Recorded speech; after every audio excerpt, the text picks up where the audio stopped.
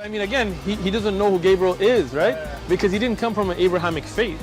The people of Mecca were pagan. Quran is mentioned. If this book was from other than God, they would have found in it many contradictions. If a book is without contradictions, that has no bearing on whether it comes from God or not. I've had phone books that are inerrant, but I certainly don't think God gave them. That we believe without understanding.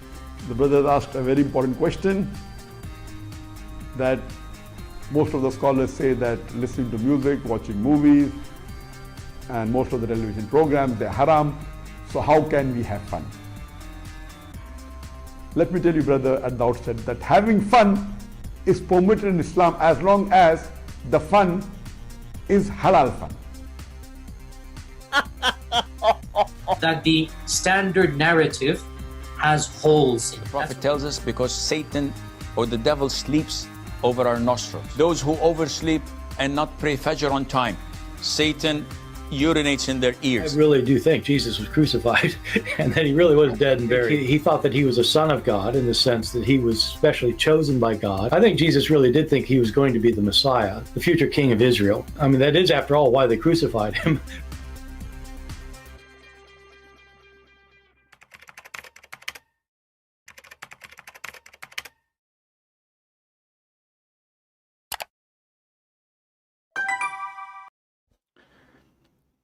Hello everyone, and peace of Christ to all of you. I hope my voice is coming good and clear. Please invite your friends.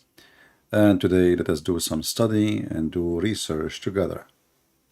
You know, Muslims, they brag a lot about things like Islam forbid alcohol. But if we go to the Quran, we will find that the God of Islam, he praised alcohol. In fact, he promised them rivers of alcohol. And what difference is going to be making if it's in heaven or on earth? However, even in earth, he claimed that alcohol is a miracle from Allah.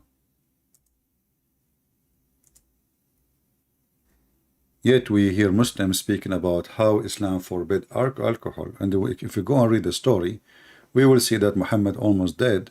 And in the end of his life, two Muslims, they fought together. And at this moment, Muhammad, he cannot drink alcohol no more because he is dying.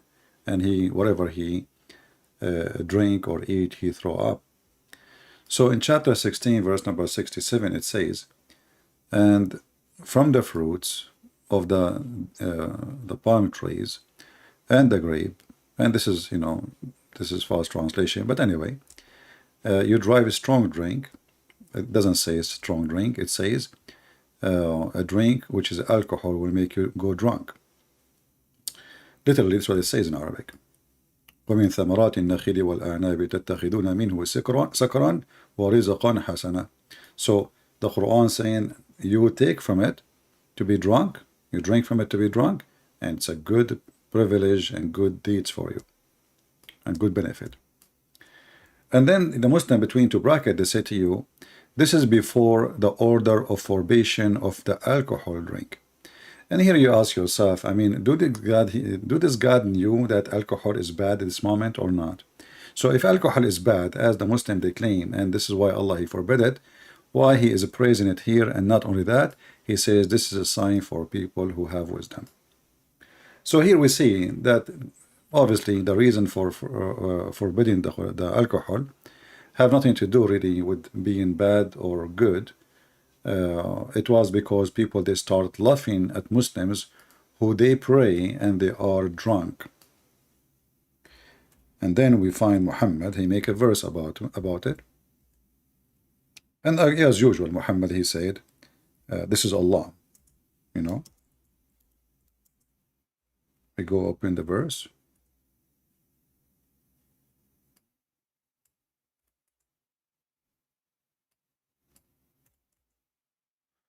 In chapter 4, verse number 43, it says, O who you believe, approach not the prayer when you are drunken.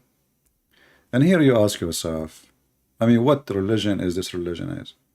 See, this is the religion in the beginning, a few followers, and those are the disciples of Muhammad. They are drunk, and now they are standing in the mosque,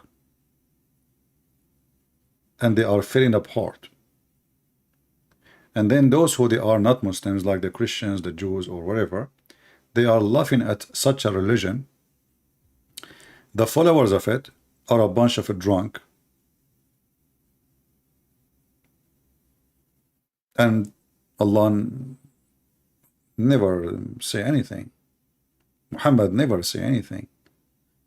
And then if you go and read the interpretation for the verse, or the reason for the verse to release, you will see how horrible it is.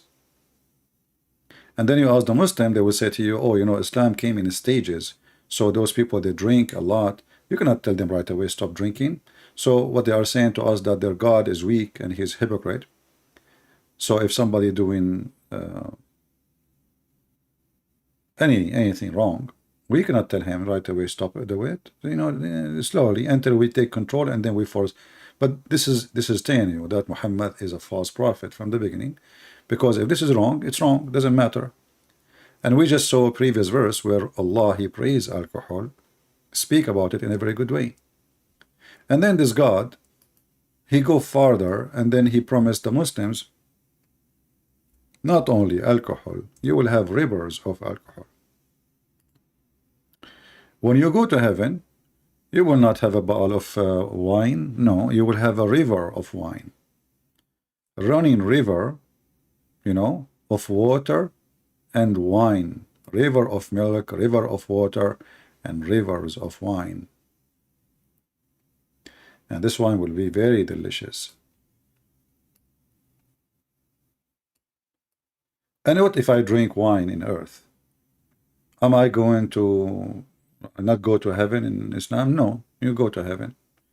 Muhammad, he says, the one who drink wine in heaven, in earth, he don't drink it in heaven. That's all. So if you, and the funny, he drank it in earth himself. So are you going to drink it, Muhammad? So here we see that this religion is not really a religion. Muhammad, he started associating with the Christians, and he noticed that he have a lot of stupid things in his cult, including even worshiping the oneness or the oneness of God. If you remember before, we saw a Jewish man.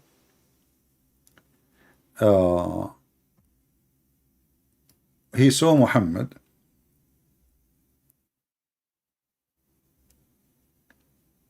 teaching the Muslims wrong and shirk, which mean you know, is not a person who believes in one God. You know, he's a polymath. You know, like his religion is not really about oneness of God. It's about they associate God with God, or associate other with God. So a Jewish man was walking by, and he said to the Prophet, "You are teaching your people shirk. Okay, you are not a monotheist. You know, you are polytheist." So, and he said to him, you are setting up a revival to Allah, to God. The Muslim, they say he said Allah, but the Jews don't believe in Allah anyway, and associate other with him. You say whatever Allah wills, and you will, and you say by the Kaaba. The Muslims, until that moment, they swear by the Kaaba, by stones. Not by God, they swear by stones, they swear by the Kaaba. So the Prophet commanded them, if they wanted to swear an oath, to say by the Lord of the Kaaba, and to say whatever Allah will, and then you will. So here you see Muhammad from the beginning. He is trying to find, let us say, a basic for his religion. And just because a Jew, he walked by, Muhammad, he have to agree. He's wrong. Even though the accusation is horrible. Look what the accusation is. The accusation is not like you are not dressing properly. It's not like you are not sitting properly. You are not praying properly. You are sitting up reviles to Allah, and you are associating other with him. Muhammad, he did not say the Jew, you are wrong, and you know, this is not what we are teaching here. He agreed, and he did order his followers to follow the command of the Jew, because remember, this is the Jew command, not Muhammad command. And here you ask yourself, if Muhammad is a prophet, do you think Allah will wait for a second, if he is really a true God exists and Muhammad is a prophet, to wait for a Jew to walk by and school Muhammad about who is God and how to worship the oneness of God? And then we will find The stupid Muhammad in different verse in the Quran, he claimed that the Jews believe that there is a person, his name is Uzair, and he is the son of Allah. And here you see that Muhammad is a fraud and Islam is a fraud from the beginning to the end. How you accused him that they believe a person, he is Uzair, and we cannot find a single statement, you know, in the Old Testament. You can ask a Jew, even those who they hate Jesus. You will not find one ever. I don't know. This is Indonesian language now. I just switch to, yeah, because when I am not busy, I like to read books in Indonesian language. You know, I'm preparing myself to debate so mad who want to teach us how to be so happy and so wise.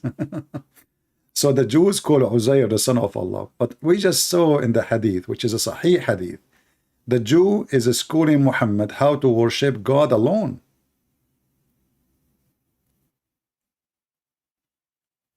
And here you notice that Islam is not legitimate in anything, in the reference, in the statement, in the teaching, in the mouth statement of Muhammad, in the mouth statement of the companion of Muhammad.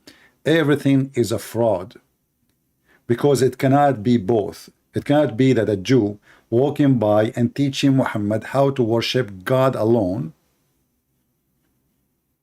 and then the Quran says that the Jews, they worship a guy, his name Uzair, and then he continues saying, and the Christian call Christ the son of Allah. Here you see the stupidity of the Quran again, inconsistent. Because if we go to different verse in the Quran, you will see the same Abdul, aka Muhammad, he say that the Christian, they say Jesus is Allah. And you know, there's a huge difference. Right? We Christian, let us say Muhammad, he want to say that, you know, we call it the Father, you know, but we Christian, we don't say that the Messiah is the Father. We don't. So here you see how in one verse it says that the Christian, they say that Jesus is the son of Allah. In different verse, chapter 5, verse number 17, Jesus is Allah. So do you see how this is an unreliable cult? The one who made the book is an idiot. All right. Why it says a son? When it's come to Jesus, they say the son. Let me go to the verse. Hold on.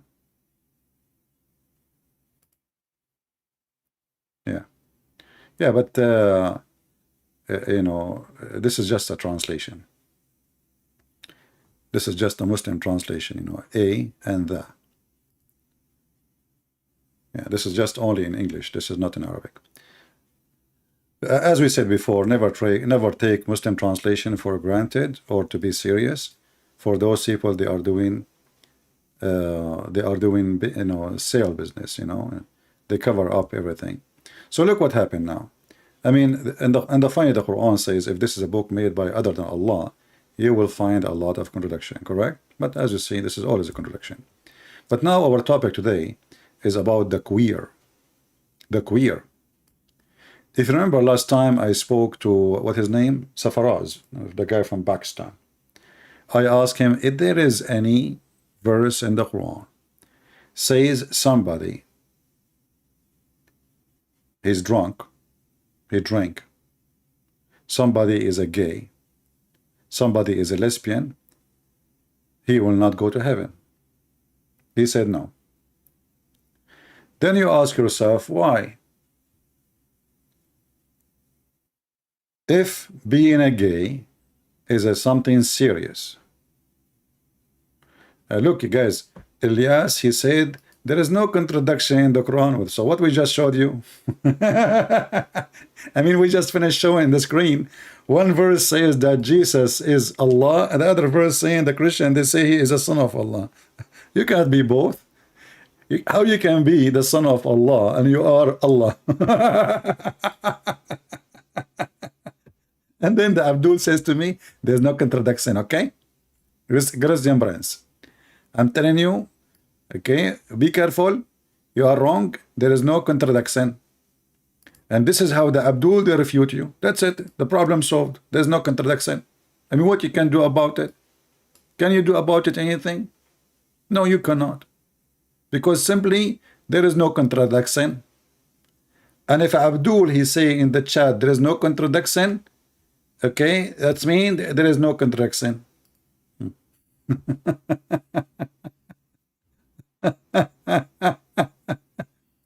So why you don't solve the problem? How you can be Allah and the son of Allah in the same time? I'm waiting for your intelligence, if you have any. Drink camel urine, as the Prophet said. Maybe you can come with a solution. Because you cannot be the father and the son in the same time, you know. Otherwise, why they call you the son? Right? So this is a proof that Muhammad is an idiot. And then if we continue and we ask the Muslims, here we go, we have many Muslims in the chat. Can a single Muslim show me a verse in the Quran says that if you are a homosexual, you will go to hell?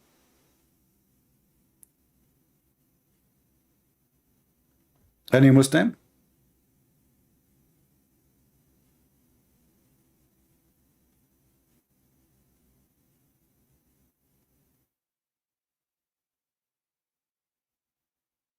Hmm?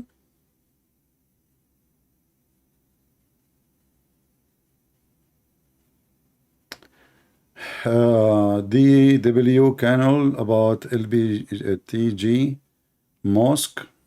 Okay, well, we will show some example, but you know, we are not going to say Islam teach this and teach that unless Islam teach this and teach that.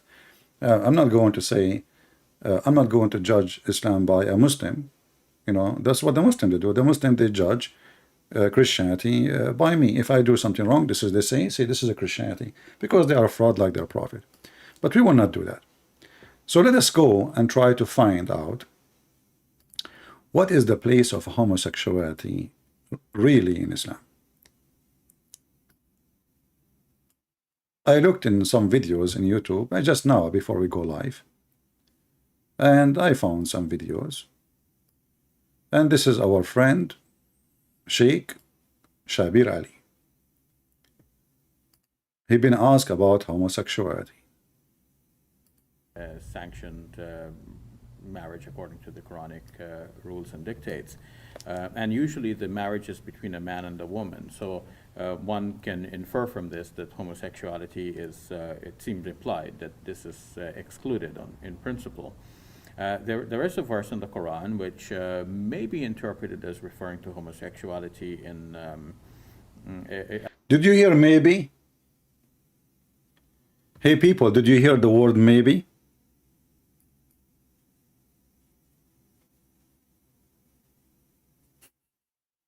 Maybe? So you Muslims are saying there is not a single verse in the Quran speaking about homosexuality clearly? Maybe interpreted? Maybe?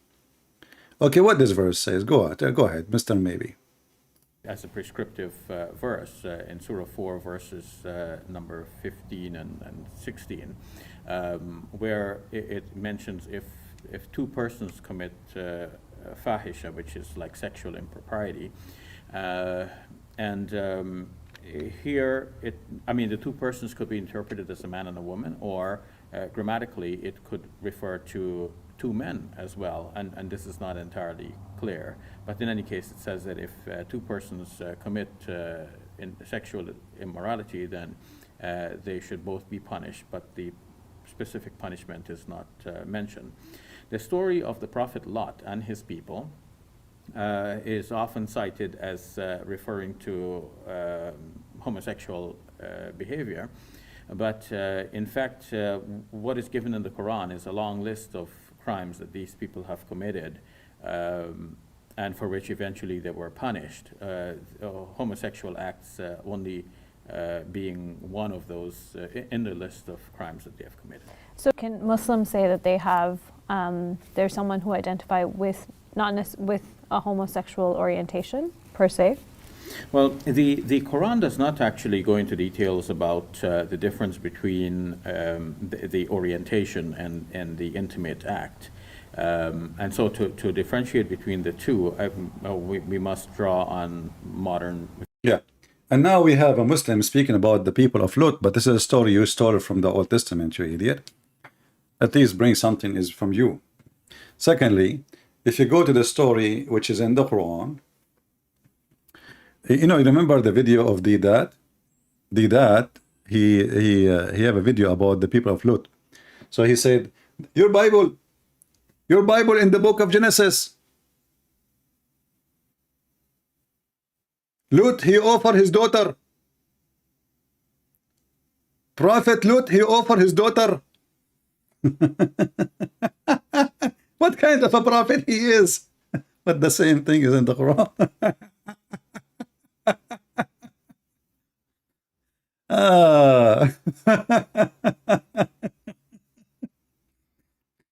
Those they call them sheikhs. They flourish only when they debate people who do not know anything about Islam. Imagine if I am there and this idiot, he is making fun of what is written in the Old Testament. What will happen to him after he say that statement? This is why we say, this Islam is a religion. It can flourish only between, ignorant. A Muslim, he speak to an ignorant, and the ignorant, he do not know what Islam teach. So he can make fun of your Bible, but you don't know, because you do not know that was written, the same story written in his book, but Muhammad, he add some spices in it. So when the Quran speak about the story of Lut, let us go there.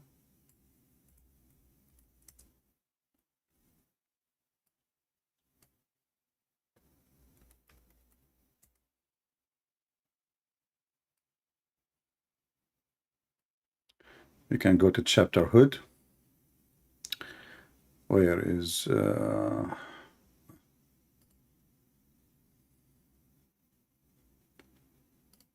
this is the story of Lut, supposedly, in chapter number 11. And this is what the dad was making fun of, that in your book, Lut, he offered his daughters instead of sleeping with the men. But here the story is distorted, as usual. However, you will find here, in the Bible, the story of Lut, Lut is not a prophet. In Islam, he's a prophet. And Lut is doing what he thinks is right.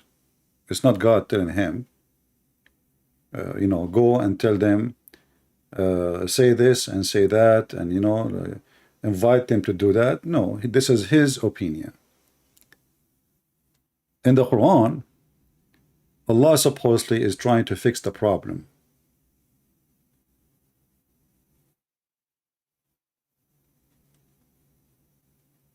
Allah is trying to fix the problem. And always the prophet of Allah in Islam, they are inspired by Allah. They speak not from their own. So here you ask yourself, Lut in the Old Testament, this is his opinion. You have two guests, the Quran even doesn't say to you what the story is about. I mean, the story is very funny here. If you read in here in the story, you will see how the story is messed up. Suddenly we're talking about Abraham, and then suddenly we jump to the story of Lut. In verse number 77, it says, when our messengers came to Lut, the Quran nowhere it says they are angels, but as long they are messenger of Allah, that means they are angels. He was grieved on their account and felt himself powerless to protect them. He said, this is the stressful day. And then the people, they come rushing toward him. and they had been long in habit of practicing abomination. He said, O my people, here are my daughters. They are purer for you, i.e., Mary. Here you see, you see here the hypocrisy of this Muhammadan religion.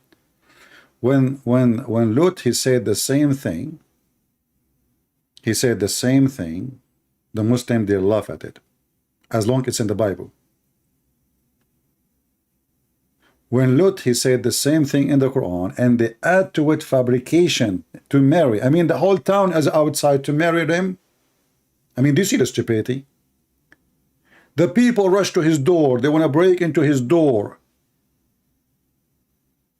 And now he's saying to them, my daughter to remarry. You see, they try to fix it. Go and read the interpretation and you will die laughing. But here you ask yourself, Allah, he is giving like inspiration to Lut to fix the problem. So now they don't have homosexuality, they sleep with the daughters. What is different is going to make anyway?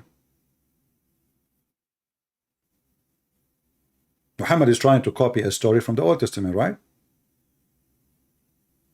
But they are daughters, they are females, and this will be a fornication anyway.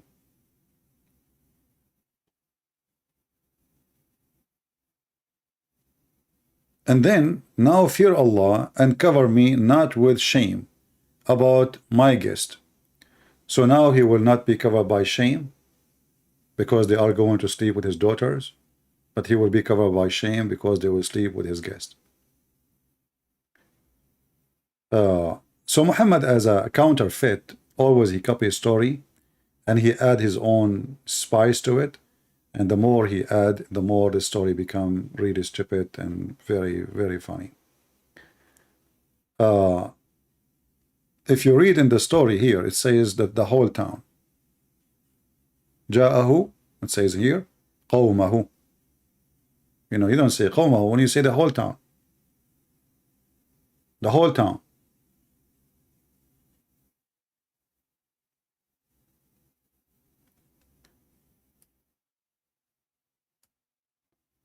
And then they said, that we are not interested in your, your daughters. We have an interest in your guest, right? We don't want your daughters. And the story continue as we see here. And it's a funny story where Muhammad, he jumped from place to place. Suddenly he was talking about Lut. He jumped to a different person. Crazy. But look what happened here.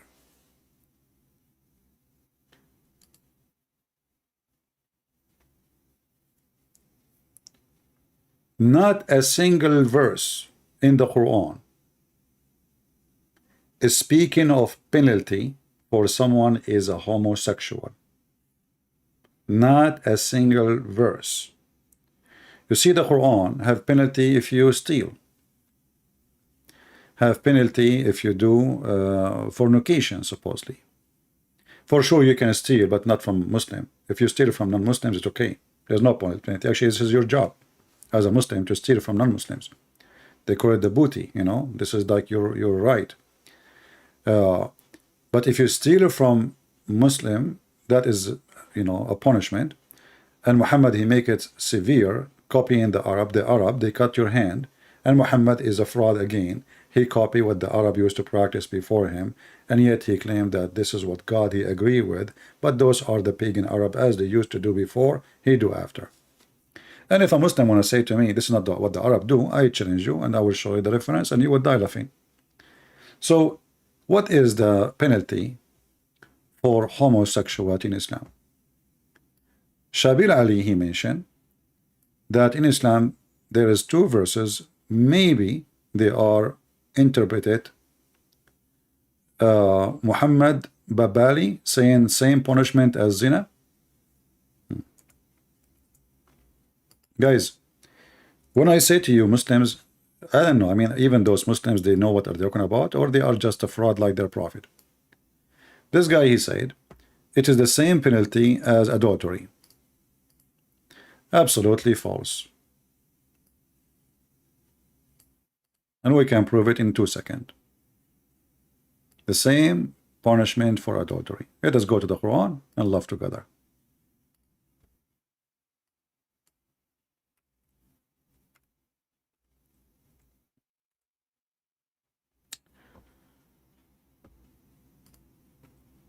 There is 2 verses in the Quran, chapter 4,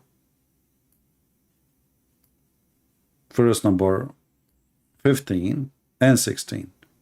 Let us go first to number 16, which is about homosexual as men. If 2 men among you are guilty in loudness, punish them both. If they repent, amend, leave them alone. How we punish them? Let us check. And then you will see how Muslims, either they lie in purpose or they lie because they are ignorant like their prophet.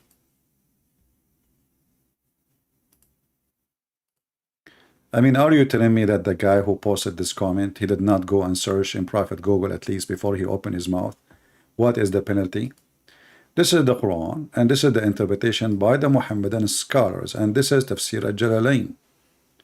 It says here, if 2 of you, they do this, 2 men, then punish them both with insult and beating them with sandals.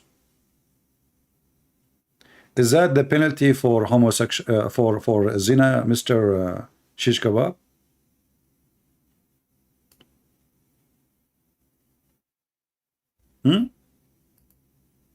Is that the penalty? You said it's the same penalty.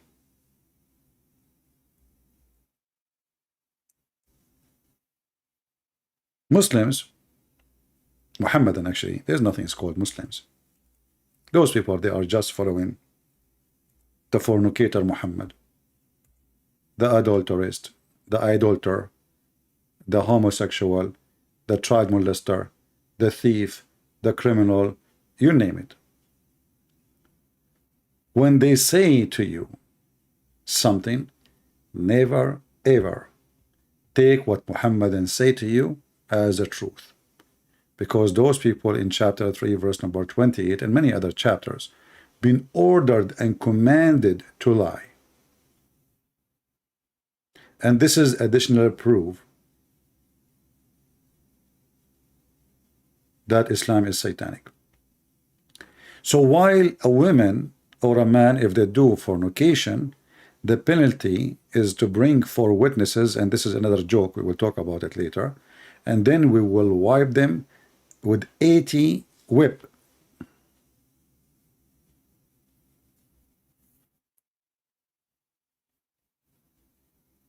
And this is according to, I mean, the Quran is a stupid book, actually. Where is the guy who said to me there's no contradiction in the Quran? Where is the guy who said to me there's no contradiction? Elias, whatever your name. This is Quran.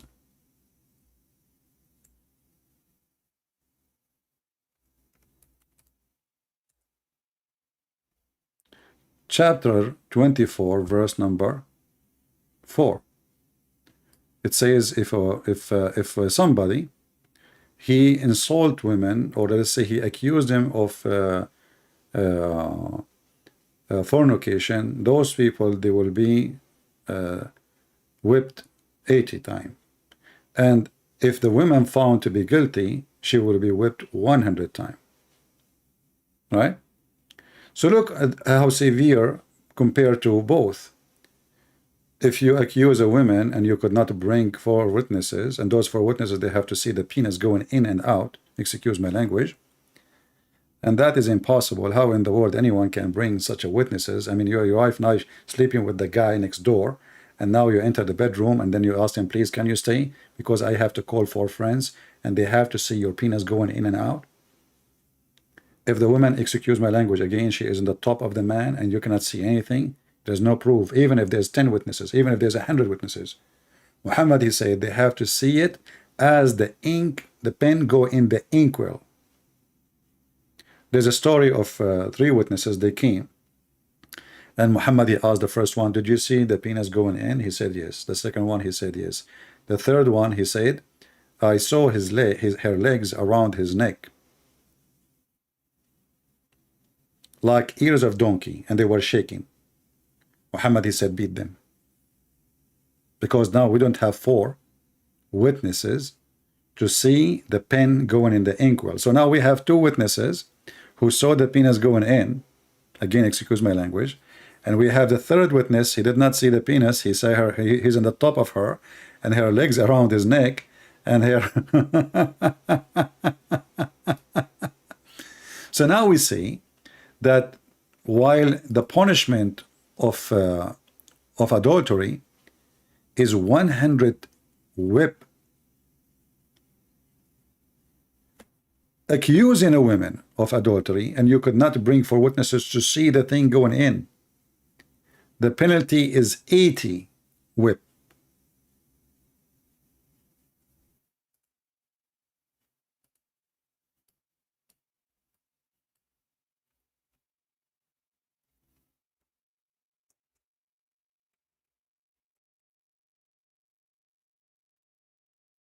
While if a homosexual having sex with a man,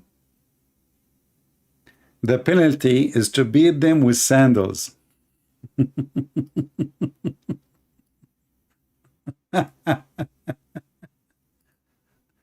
So which one is a greater sin in Islam? Any Muslim can tell me? I just showed you from the Quran, and both are from the Quran. The Quran says if a woman she commit fornication or a man commit fornication, we whip them 100 times.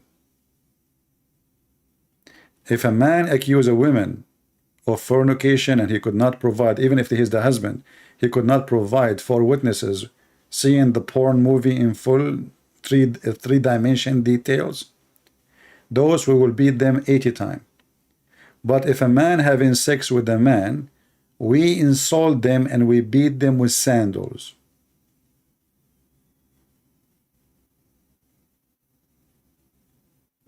Any Muhammadan have an answer? Where is the guy he said it's the same punishment? You still alive, my friend?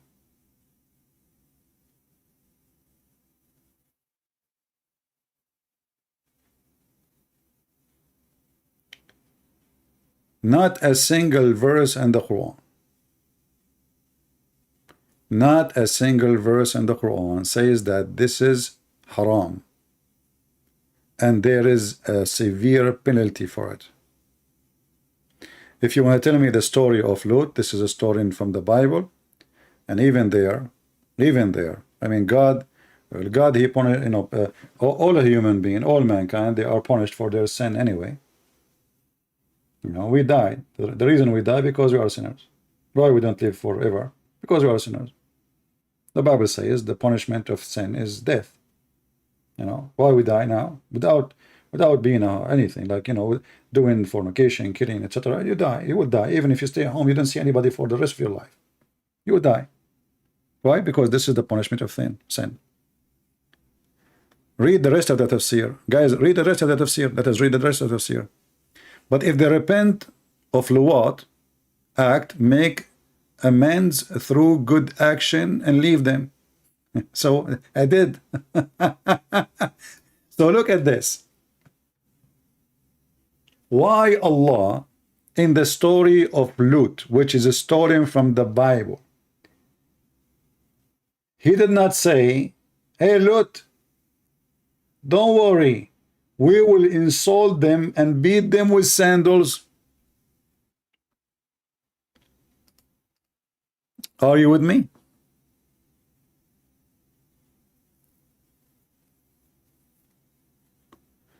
Mr. Mansour, he is saying, can I show you the contradiction in the Bible? That will be horrible for you, Mr. Mansour. Are you going to show me a contradiction in the Bible of Allah? This is Mansour. He is the smartest between the boys in the family, yet he is the only boy.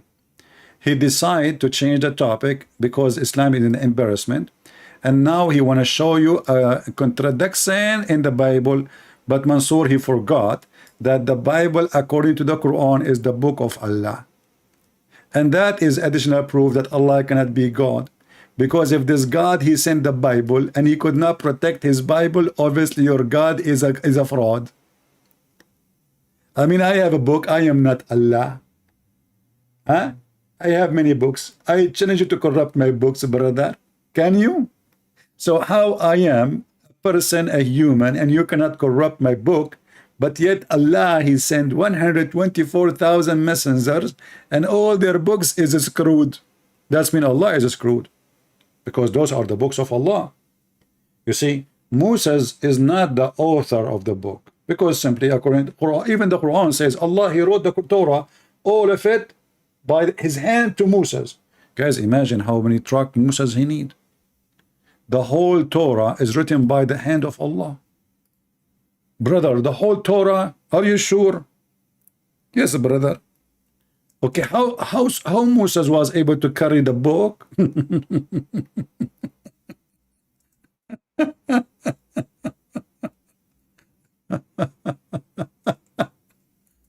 You see, I mean, this foolish Muhammad, he hears a story from the Jews. Like the Jews, they told him that God, he gave Moses the 10 Commandments.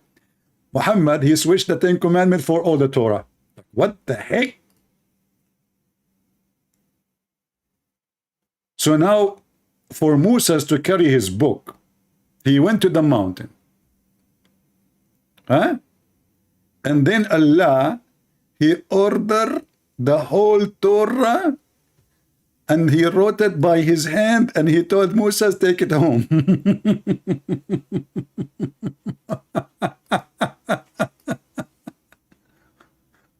I mean, you see, this is called the entertainment of Muhammad. You know, Muhammad is the best entertainer, for he is the best joker in the town.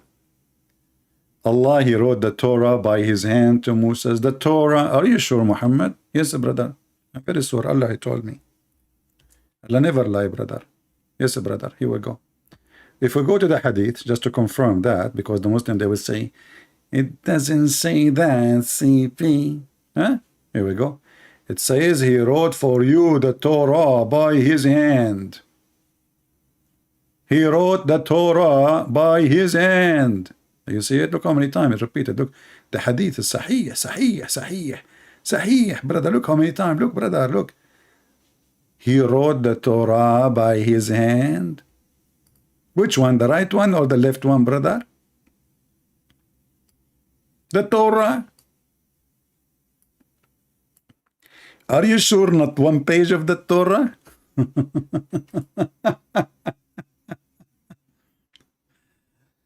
Thank God I wasn't Moses, man, because I have to carry now like I don't know how many million trucks to go home. You know, and all of them, they are rocks. It's not like papers. You know what I mean? All of them, they are rocks, heavy duty. And now I have to take the book with me to go home. So now let us go back to our topic. So not a single verse in the Quran saying that somebody is a homosexual will go to hell. Any Muslim can tell me why? As if homosexuality is a big sin in Islam. Not a single verse in the Quran treat homosexuality equal to any other thing.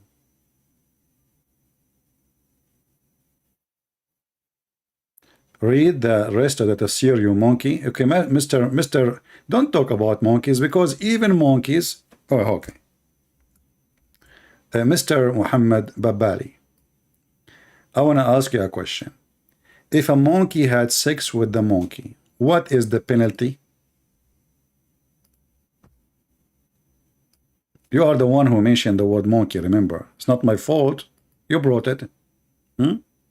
Is it true that if a monkey, she had sex with a monkey, he is not her husband, the punishment is death? So how come if a monkey, and she is a female, and she had sex with the guy, he have a bigger banana? I'm talking about the banana, the fruit now, don't take me wrong. How come if a monkey, she commit sin? She's a Muslim monkey, brother. Alhamdulillah. Even monkeys are Muslims. Everything convert to Islam, brother. This is the monkey. She is a Muslim female. He is the companion of the Prophet Muhammad, and this Al-Bukhari, it's a very authentic. He says, during the pre-Islamic era of ignorance, supposedly the Arab before Islam, they are ignorant, and now after Islam they became not ignorant. I saw a she monkey surrounded by a number of monkeys. They were all stoning it because it had committed illegal sexual intercourse. I too stoned it along with them.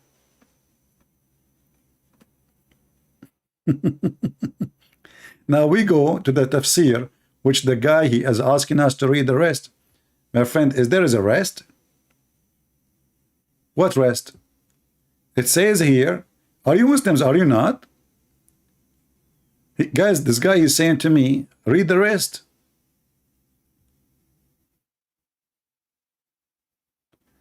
The verse is abrogated by prescribe of punishment if adultery is meant by load act of similarity. If homosexual intercourse is meant, I mean, here actually this is again proving to us that Islam is a fraud, because how in the world you make homosexuality equal to adultery?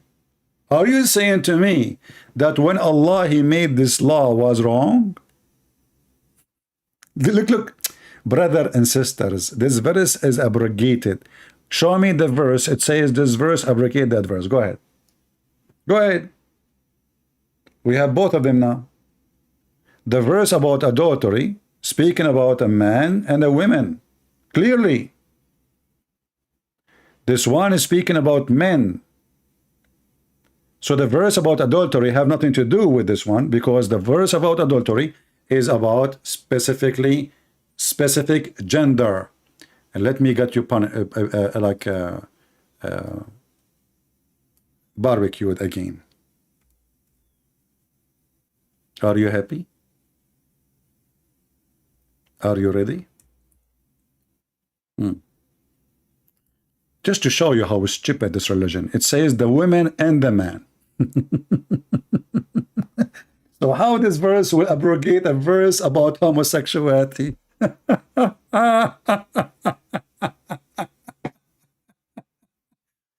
Does it say in the front of your eyes, the woman and the man who they do together, boom boom, take them to the room and give them a broom and bring holy butter and tell them how it's what the heck? So this is the one who will abrogate the verse about homosexuality when the verse speak about a man and a woman sleeping together. Are you there, Abdul? And why Allah want to abrogate his law? He just made the law.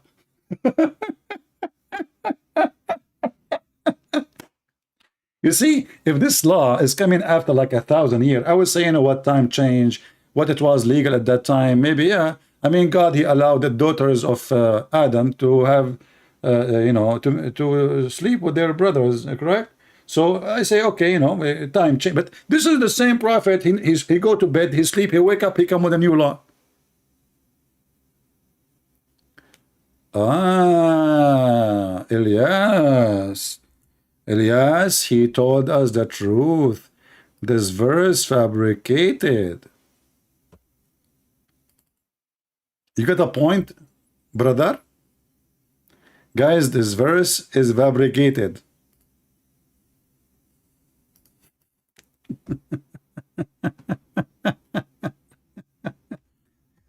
And this is why the Muslims around the world, who they are homosexual, they challenge the Muslims. They say to them, okay, can you show us one place in the Quran it shows that this will not make me go to heaven if I am one of those who do homosexuality? Can you show me? They fail. They literally fail. This is a Muslim Imam.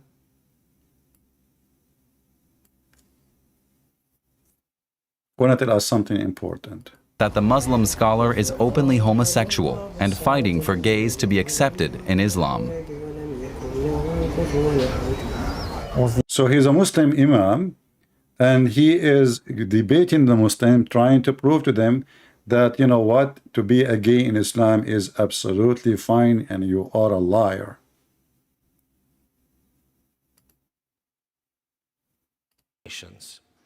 Hello, everybody. My name is Al Farouk Your name is what? Kaki. I'm a Muslim. I'm a Rifai dervish. I'm a gay man. I'm Okay. Nice to meet you. In addition to being a Muslim woman, I am a black queer person. Well, I'm so happy for you, and I hope that your business will flourish. So as you see, when the Muslim homosexual, they challenged the Quran, and the ones who claim that homosexuality is against Islam, the Muslims, they fail to prove it, and then they will jump to the hadith. They will jump to the hadith. The hadith says, if somebody do the act of people of Lut, kill him. But here, look how Islam is stupid. What the Muslim, they called homosexuality, they call it liwat. The Muslim, they call homosexual liwat. They use a prophet name to describe homosexuality. Do you see the stupidity? Are you getting the point? So let us say Muhammad is a prophet, right? So, and we want to describe now a lesbian, so we say Muhammad. You know, they are doing the act of Muhammad. But I mean, how you call it Lut if Lut is not the one who's doing it, you idiot? But anyway, just let it go. But here you notice that the Muslims now, the Muslim Sunni, who they try to enforce certain ideas that Muhammad is not a gay, they say to you that Muhammad, he said it clearly to kill the one who is a homosexual. But to respond to that, what is the proof that Muhammad, he said that, when all reference prove that Muhammad was a gay? Is it normal for a person to go and open the door and he was totally naked? Is it normal for a person, he is carrying stones, somebody asked him to take off his dress, and now he knew when he take off his dress in the front of men, he is totally naked? Read carefully. The Messenger of Allah was carrying along with them, his people, stones for the Kaaba, and there was a waist warper around him. And this is telling you that, you know, the Arab at that time, they don't dress like now. The Arab at that time, they dress like the Indian or people of Sri Lanka. Let me go and show you how they dress, in case you never saw them.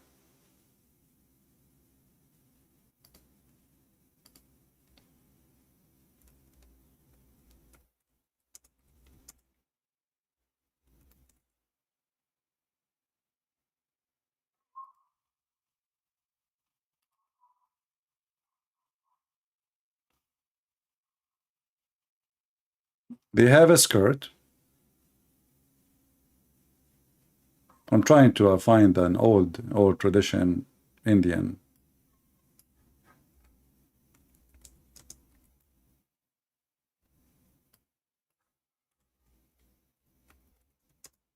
They have like a towel, you know.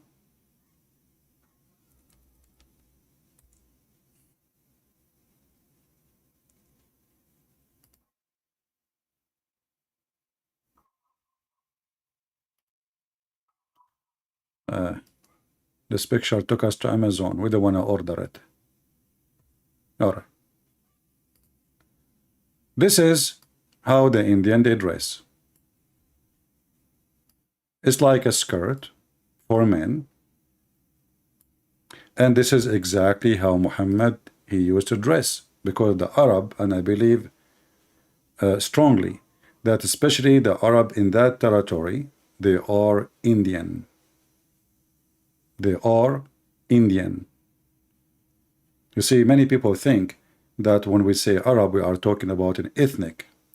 Arab is not an ethnic. Arab is an Aramaic word, meaning the people of the desert. So whoever live in the desert, they call him Arab. So the Indian, they have a towel, they round it around their body, and this is what Muhammad was wearing. Now let us go to the hadith. So Muhammad was wearing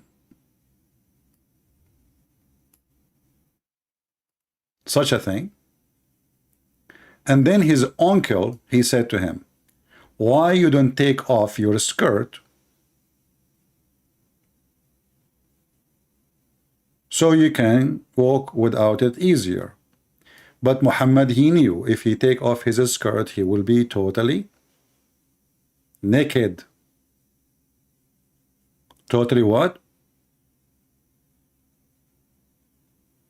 Naked.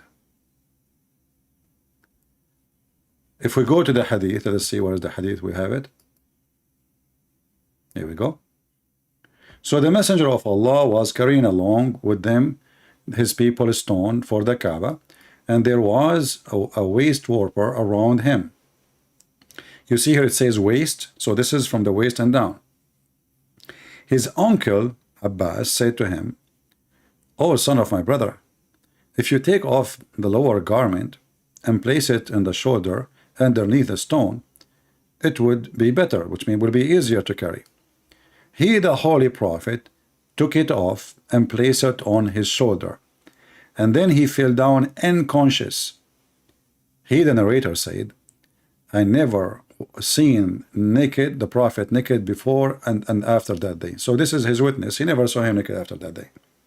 But here you ask yourself, Muhammad, he is carrying the stone now, and he took off his skirt, and he have the skirt on his shoulder. And for sure he is not stupid. He know that he is totally naked. Why he took it off? Why his uncle asked him to take it off?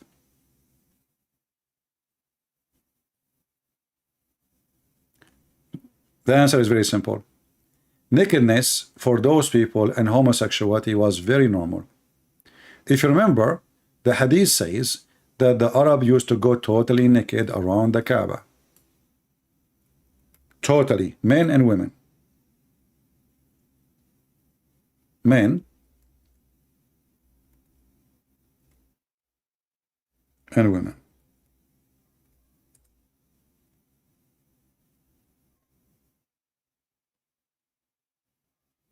As you see, this is Sahih Muslim. It says that when the people of Quraysh, they used to practice going around the Kaaba, they used to go in the state of nudity.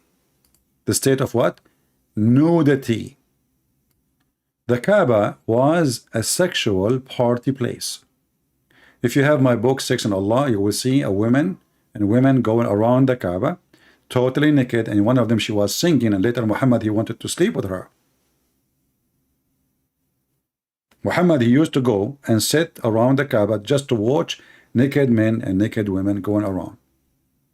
And then here you need to ask yourself, and we ask the Muslims who they are with us here, what was the religion practice at that moment which is required around the house of Allah to be naked? And why we cannot find one verse in the Quran where Allah said, never allow them to walk naked again around the Kaaba? Guys, do you understand what I'm saying? If Islam is a religion, speaking of modesty as the Muslim they claim, but as we know, Islam is against modesty. If you are for modesty, then you don't say, if I divorce my wife 3 times, you have to bring somebody else to F her. Then I can take her back. If Islam for modesty will not allow even multiple wives, if Islam for modesty will not allow the woman to give her breast to a stranger, yet she have to cover her hair. And yet if you go in the Quran, by the way, we will not find a single verse in the Quran says women, they should cover their head. It's a lie.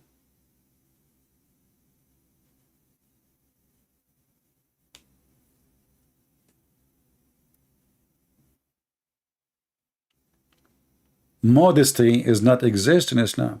Was Muhammad modest? He was going around to his own son's house and he flirted with the wife when the husband was out.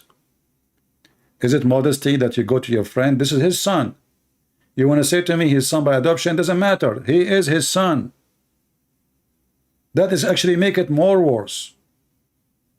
Because Muhammad, he brought the tradition of the Arab where if somebody adopt a son, that's it. He is his son. Nobody did that before Muhammad. He go to his son by adoption, because Muhammad can't have kids. That's why the adoption happened. And properly, Muhammad, he adopted that person so he can marry him to that woman, so he can go inside the house and nobody can question him. Because obviously, this is what was happening. So he go to the house, and this is what the Muslim they say in their books. Imagine what the story really is. Remember, we are talking about person, they worship him. If you speak against him, they will kill you. So when they say that the Prophet went to the house and he saw the wife of his son standing alone at the house wearing see-through clothes, looked like Hafsa, she was sorry, Zainab, she was very into see-through clothes, bikini, and Victoria's Secret. I wish I was exist at that time. I want to go, but too bad. Guys, avoid putting my name and next to it good evening or good shalom for now, because we are in the topic now. I'm going to look at your text to see if you are maybe saying something important, but you are saying to me shalom. So avoid those you say in the beginning when we start. So the state of nudity proven to us that the Kaaba is the place of nudity. It's a sexual party temple. The black stone was always, and we can show you the reference, the black stone was always a stone where men and women, they want to have sex, they want to have babies, they go and they place their hand on the black stone. When the woman, she have a blood from her period, she go naked around the black stone, she touch her vagina, and she place her hand inside the black stone, and then she pray to Allah to fertilize her. This is why if we look at the black stone, what we will see? A shape of a vagina.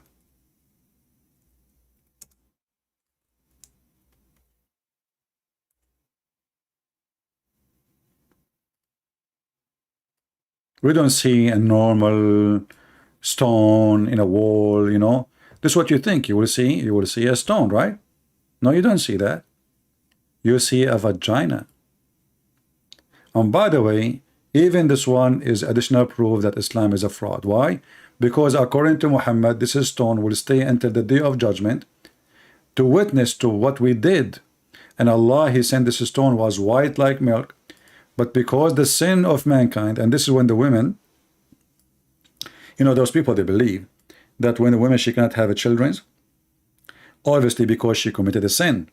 So when she touched her vagina, and then she touched the black stone will suck her sin, and that will purify her vagina, and she will be ready for fertility.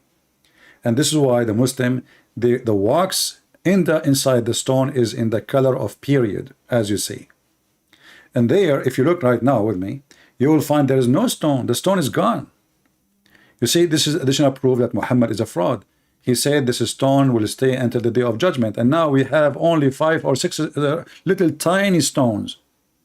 The rest you see, this color is wax. It's what? It is a wax.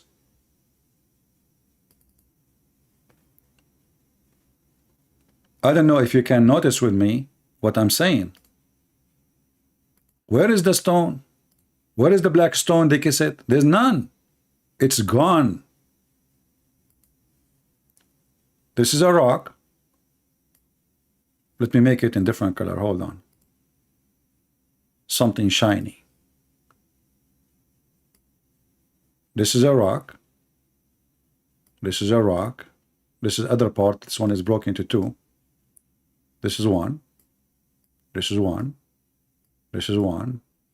This is 1. And that's it. There's no black stone. Muhammad is a liar. He said this stone will stay until the day of judgment, and now the Muslims, they have to do maintenance every week. I mean, which means if not the maintenance, we have just a group of rocks. You can put it in your hand, you can put it in your pocket, and those are the one who was a stone in the time of Muhammad. What happened? What happened? That the Caliphate al-Qurmuti, he came, he destroyed the Kaaba, he took the black stone and he made it as a poo stone for more than 21 years.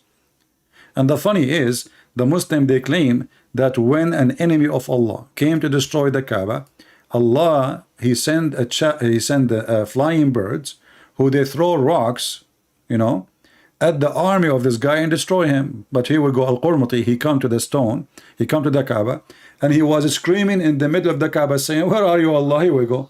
Your Kaaba is destroyed, your stone is under my ass, and I challenge you to show me your birds. Where is your birds? And I challenge any Muslim to say I'm lying. Going back to our topic. All of those are connected. You know, Islam is a very sexual.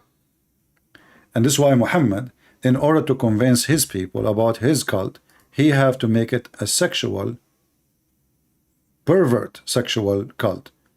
Boys, beautiful boys. You see, if Islam is not a homosexual religion, why Allah is promising us beautiful boys in heaven? What is the purpose exactly?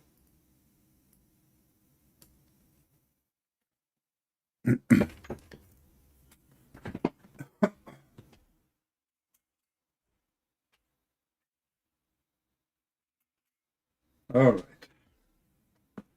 It's getting hot.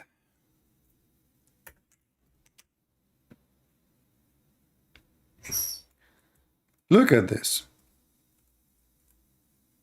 Oh, what I'm typing here.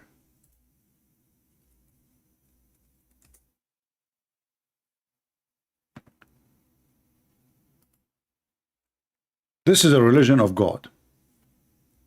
And this religion of God promise you in heaven that you will have little boys. They are devoted to you. And they are so pretty. You see, they are Muslim here. They are saying handsome. Handsome.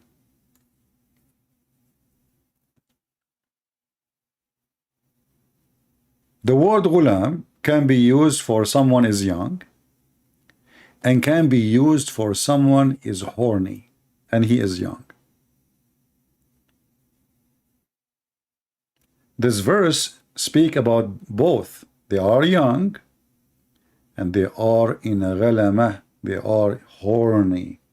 They are in the top of their hormone. And those boys are very, very white. If we go in the hadith, we will see Muhammad give us more details.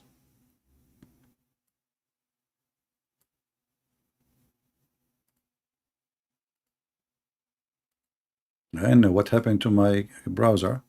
I click, it's not working. Okay, now.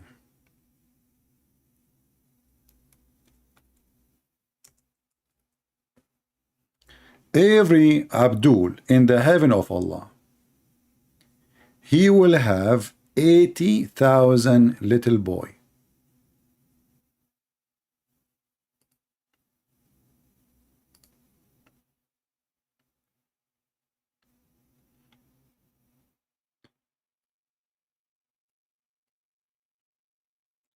If you compare the number of the female to the number of the male in the promise, you will see there's no balance. This is the lowest reward, by the way. This is the bad Muslim. This is the lowest reward. So like when somebody says to you, Muslim, they promise 72, this is not true. 72 for the bad Muslim, a homosexual maybe, you know? No, the homosexual is not a bad Muslim actually. Let us say someone, he disobey Allah, and you know, he let us say he took a friend, is a Christian maybe, he's very bad, you know, that's the big sin in Islam. So the last of the people in paradise in position is the one with 80,000 little boy, those boys, and then 72 wives.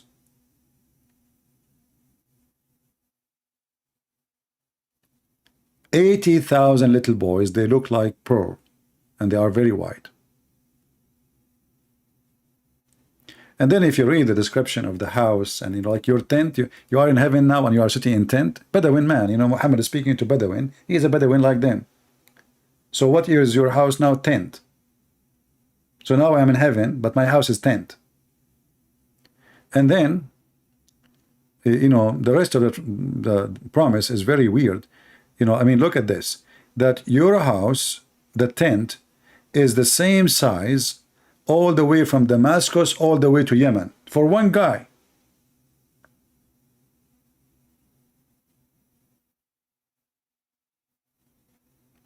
The tent, the size of one tent.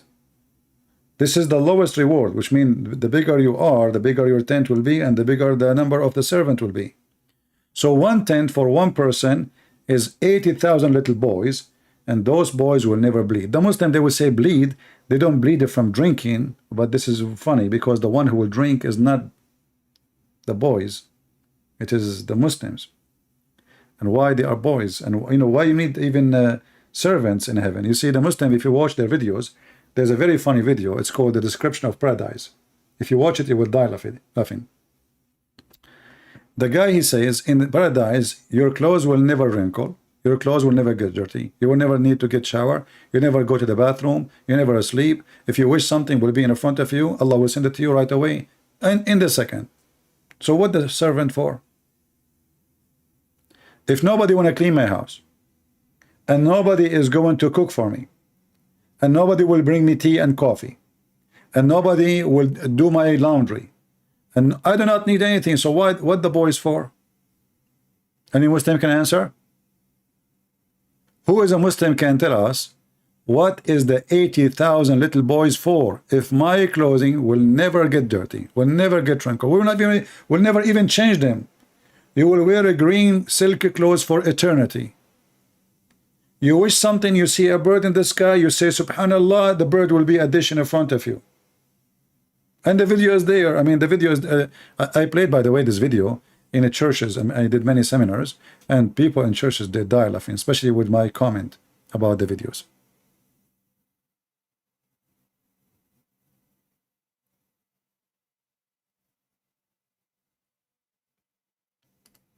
Description of paradise.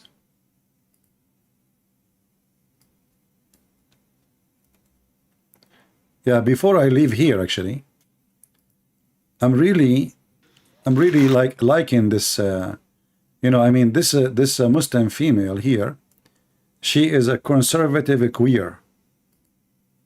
You know, she is wearing hijab, as you see. I mean, she cannot even breathe, but yet she have short sleeves, and she is a queer. I mean, this is really a very conservative religion. Look how you know, she looked like a mummy, and she is just coming from the coffin. What the heck is that? But anyway, Islam is weird, as usual. And, you know, Muslim women, when they dress like this, they try to show that they are modest, and they appeal themselves to men, like, you know, do you see how decent we are? You know? But if you go in the Middle East, you will see the decency for real, how it works. Very decent. #1 buyers for Virgin Again product.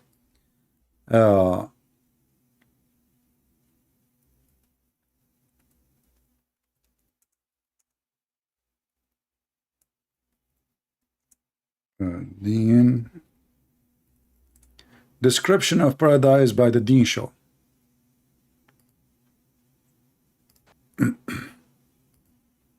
Brother and sisters, if I play for you this video, not only you might heart attack, you will have a heart attack from laughing. Servants, أحبائي, my beloved one, أهلي, my family of Allah subhanahu wa ta'ala. And we, every chair assigned under your name and his name and her name. Brother and sisters, after you enter your house, actually I'm skipping the video because if you want to start from the beginning, you will die laughing literally. I mean, I'm not responsible for what will happen to you. This guy in the video, he says, nobody can describe the heaven for you, the heaven of Allah. Nobody. And then a second after that, he said, let me describe it for you. There is no such eyes can even see something like the Jannah. وَلَا أُذُنٌ سَمِعَتْ. Not even the ears, you cannot even hear about the true Jannah because the Jannah is beyond what you are hearing. وَلَا خطر على قلب بشر. You not even imagine, you cannot even describe or think what is the Jannah. Before, let me describe something beautiful about your castle.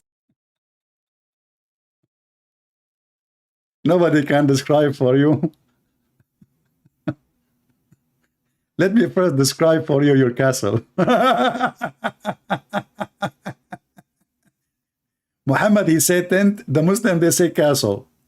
Muhammad, he say a tent made from pearl, the Muslim they say a castle. And nobody can describe what is in heaven. Let me describe for you. And then, okay, describe for us what is in the castle. Castle. Ah. Your castle in the Jannah. Yeah. It's something so beautiful. Really?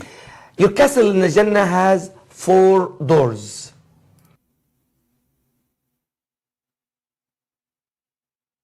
Can you believe it? Finally, one architect in the world, he is smart and come with the solution.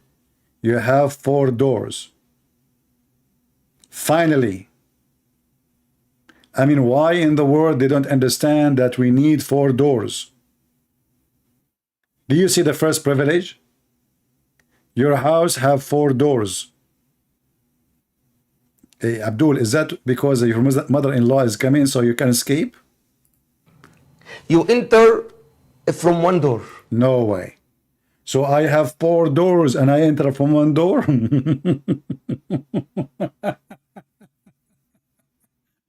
Don't you think this is too much?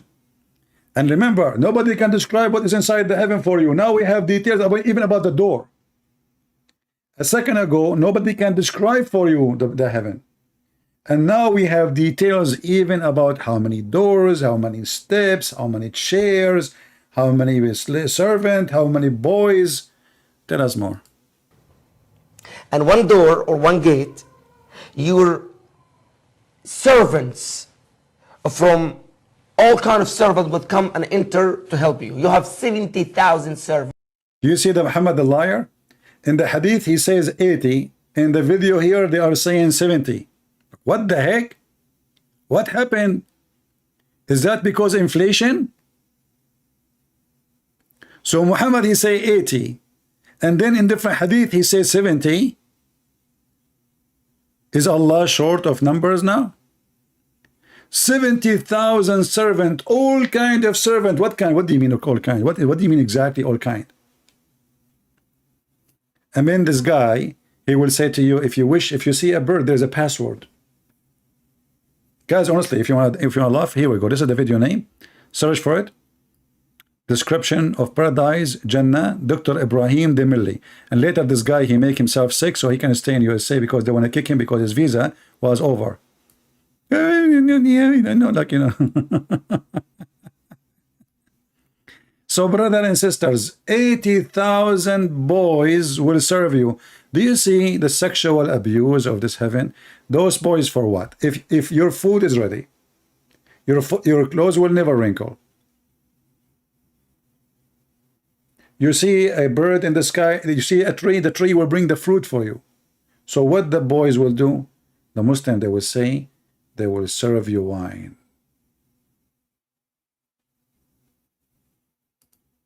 What the gift of women in heaven?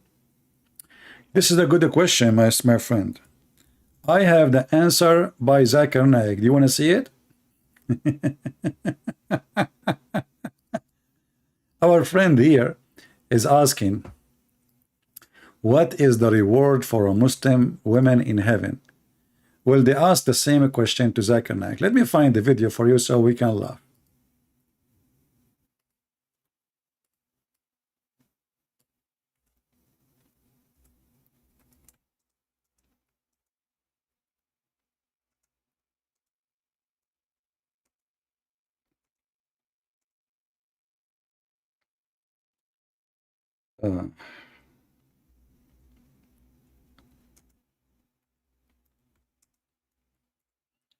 Let us see.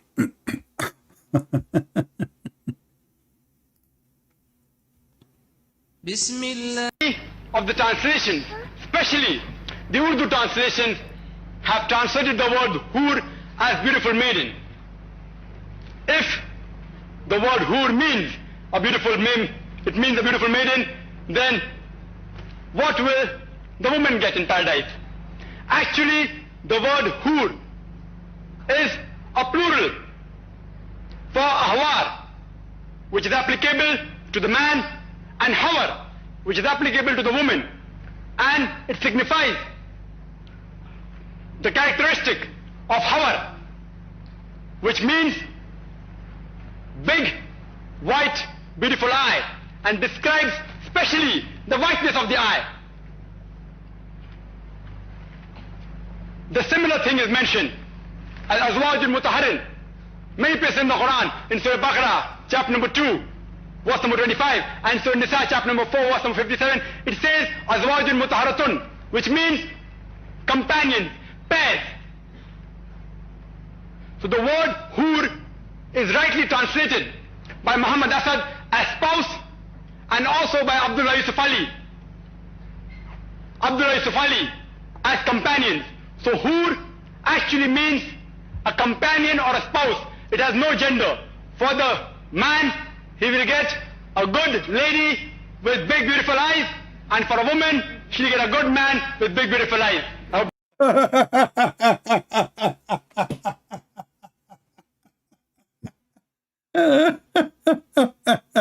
This guy, he don't speak Arabic, by the way.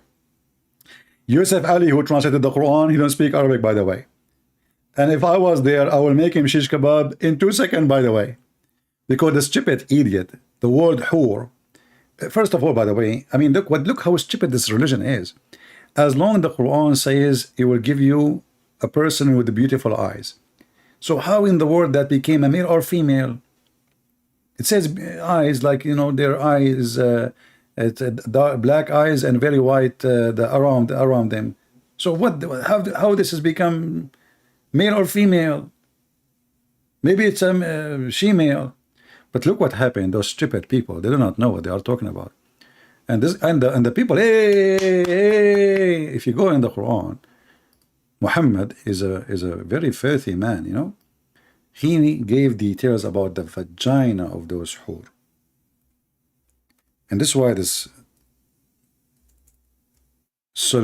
by the way, did you see how skinny he was before the money started coming like rain? Unbelievable. He was skinny.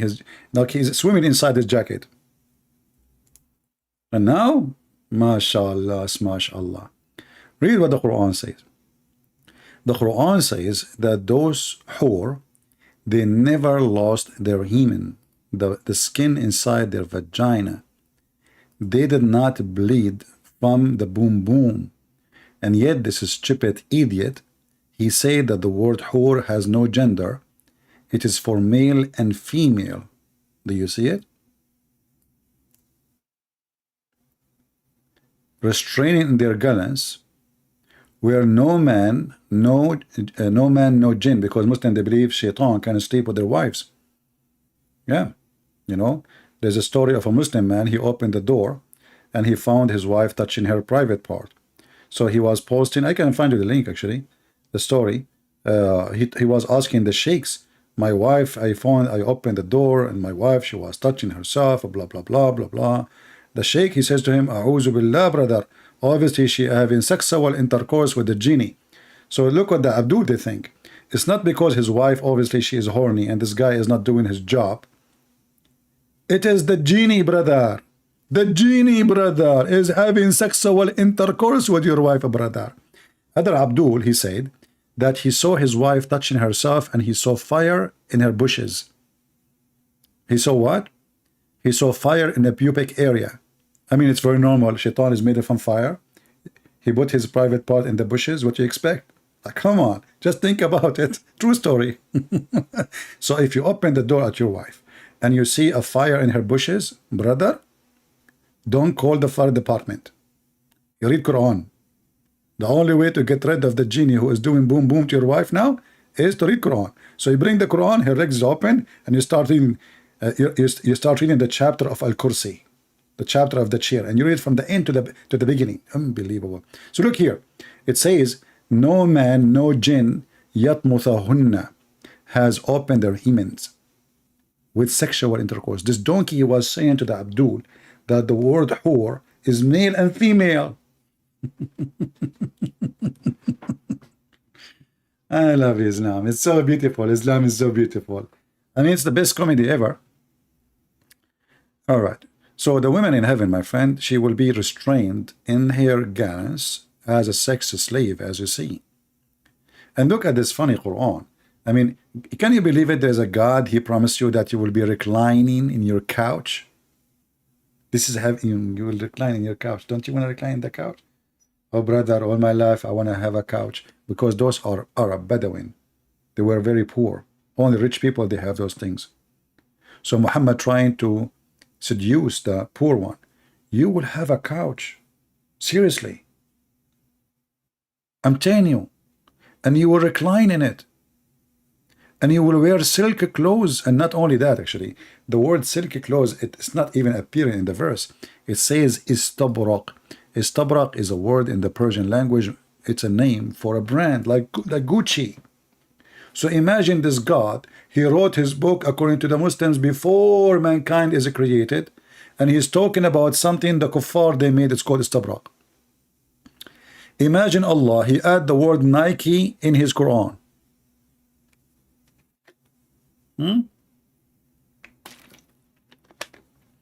Imagine Allah, he writing the word adalah in the Quran. This is exactly what istabrak is.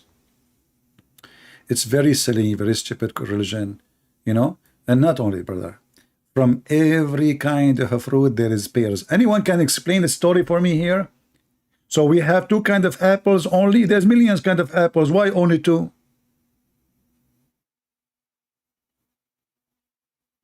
Like supposedly now he is generous. From every kind of a fruit there's pears. Are we eating shoes? Anyway, going back to our story about the funny Muhammad and his homosexuality. So as you see, if a person is a homosexual in Islam, there is no penalty really for him according to the Quran. But when Muhammad, he was start being accused by the Jews that he himself, obviously something fishy about him, he start trying to show that he is a conservative believer.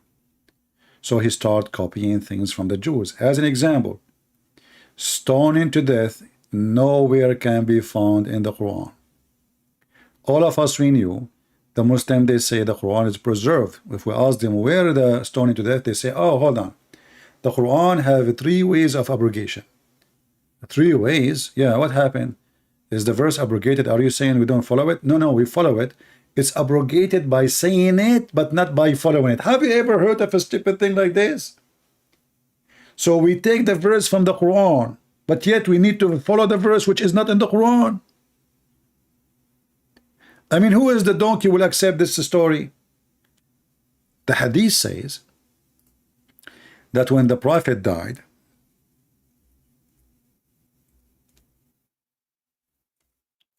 a goat entered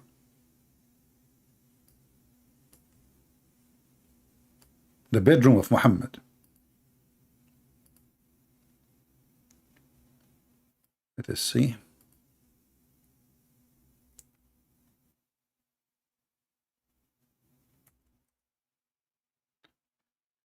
So when Muhammad he died, the Aisha, she was busy because finally she got rid of her old husband, and now the new husband or the boyfriend, he is in town.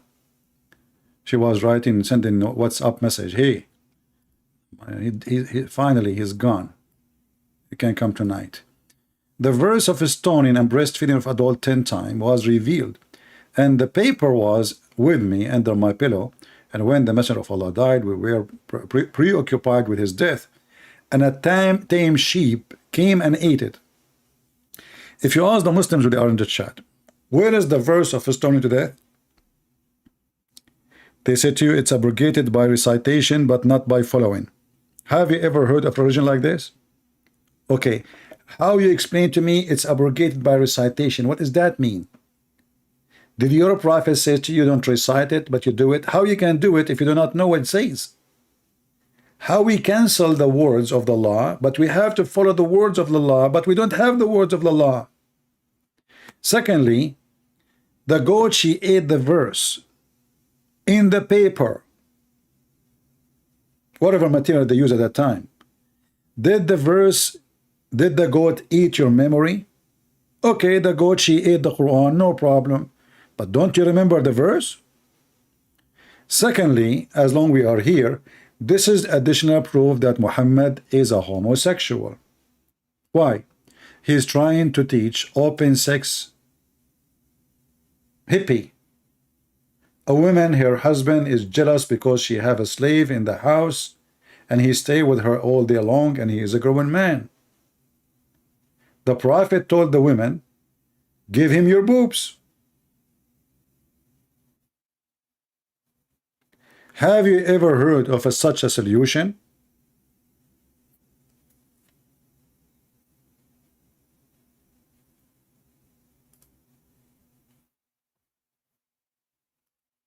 You are jealous from your wife, or a man who see his wife, your wife alone. So now what we will say? Well, give him your boobs.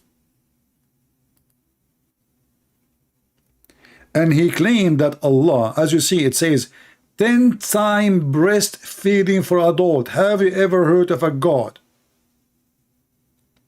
He sent such a holy verse that a man, he should suckle from a woman breast 10 times in different 10 days until he is satisfied.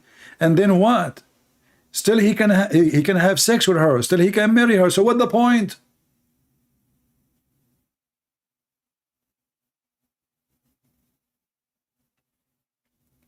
And then Aisha, she start ordering her sisters and her nieces, anyone want to enter upon her have to suckle from her sisters. Can you believe it?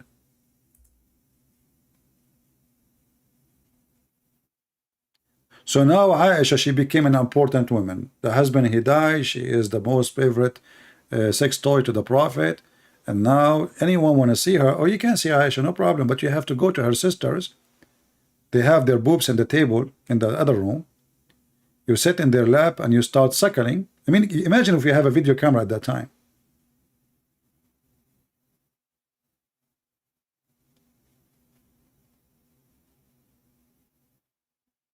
This is a story here of a guy. He wanted to see Aisha, but he did only 3 suckling. He did not have the 10, so he could not see Aisha. Bad luck.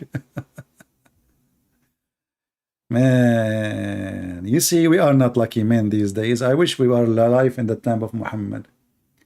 You go to your neighbor, he said to you, you cannot stay with my wife alone. You have to suckle her 10 different times. So you choose a neighbor who his wife is so pretty, and you knock at his door. He said, brother, it is haram for me to enter your house when you are not here. So what about you tell your wife, brother, to suckle me 10 times? And because you are always hungry, you will never give up. And Muslims, how that will stop a desire of a man? Huh? How in the world that will do anything? Since when men, if a woman, she gave them her boobs, they will not get excited? In which culture is that? You know what? Your prophet, he have special intelligence, and obviously he is trying to pervert the society. He's Satan. He's establishing a pervert society. So a woman, she have to wear hijab according to Muslim today, which is not in the Quran, by the way. You see, the Quran says, if we go to the Quran, you see the Quran order the Muslim women to cover their breast, which is very funny. He just ordered them to give their breast. So now we have to cover our breast, but we have to give them our breast. Chapter 24, verse number 31, it says that women, they should lower their gaze.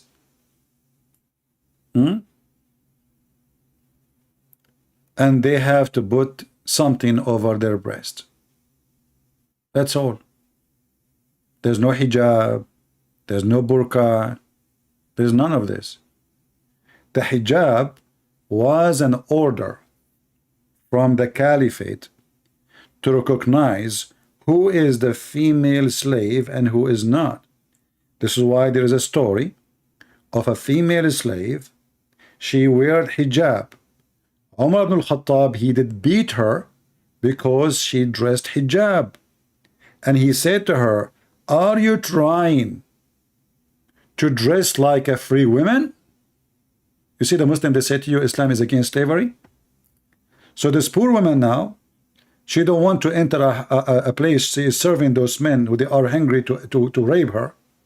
She cover herself, you know, seeking maybe they will not look at me as sexual way.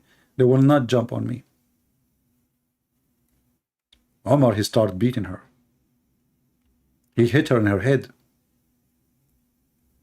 And he said to her, are you trying to make yourself equal to a free woman? In the time of Muhammad and after that, the Muslims, they have 100 times more women who they are slaves from women who they are free.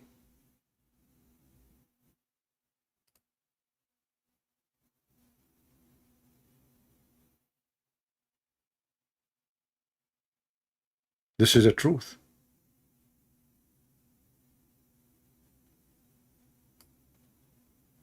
Let me see if I can find this hadith in English.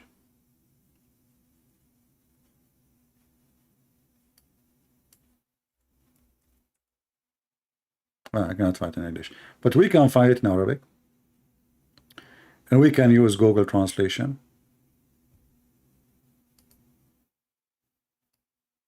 And this hadith is sahih. So this is a Muslim here in a Muslim website asking how accurate this hadith is. The answer, it's very accurate. It is sahih.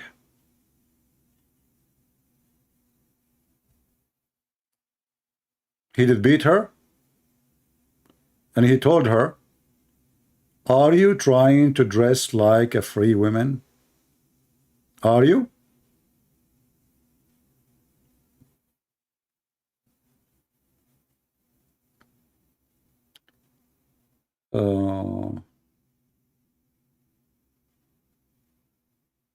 Translation is coming very horrible here. Yeah. A slave woman, she cannot wear hijab. So they order the Muslim women to wear hijab. And actually, you know what? I can find you even a sheikh explaining it. So the Muslim cannot lie and say it's not true.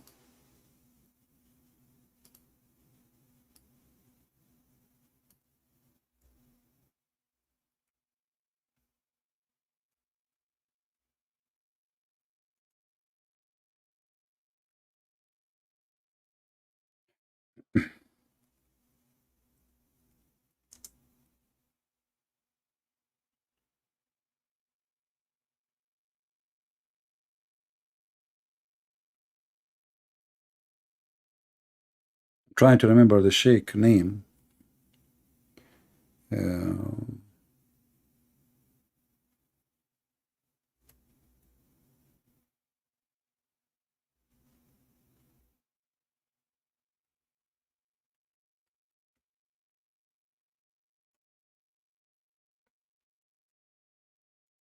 me a minute.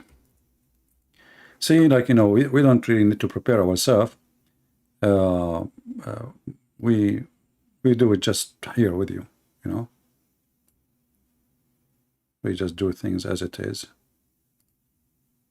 Oh, we have, sorry, we have the in the wrong place. Okay, hold on. So this is the sheikh here, Ahmad al-Qabaiji. Let us search for the hadith.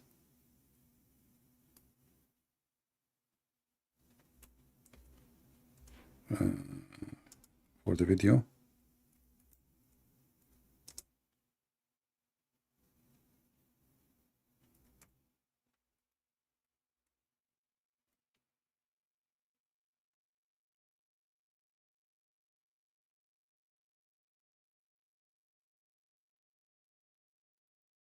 Okay, this is the sheikh. This is the sheikh. Sorry, the sound is so strong. Let me lower it. This is the sheikh, and he is sitting in the mosque, and they are asking him a question about the hijab. He said hijab is not in the Quran. The Quran says a woman, she have to cover her breast, chest. The hijab was an order from the caliphate, so they can discriminate. They can differentiate who is a free woman and who is a slave woman, because you know the slaves were way more in number than the free one. Too bad they don't have like a translation for the video, so you can read it yourself in English. يدنين عليهن من جلابيبهن ذلك أدنى أن يعرفن فلا يؤذين. العلة موجودة، هذا الحكم منصوص العلة. كان راجع التفاسير. Actually, and he said to you, even the Quran mention why women, the Muslim women, they have to dress differently, so the Muslim men, the Muslim will not rape them. They will not hurt them, because Muslim, they have license to rape other women.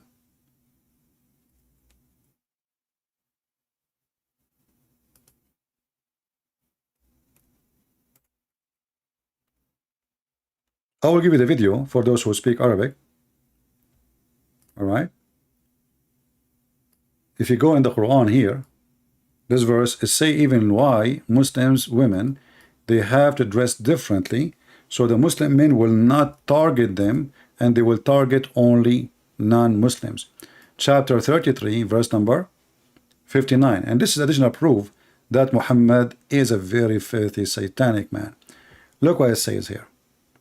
So, O Prophet, tell your wives and your daughters and the women and of believers to draw their cloaks, their you know, like their clothes down over their body, and then it says here, so that they will be better, that they should be known as free, respectable women. Do you see the proof?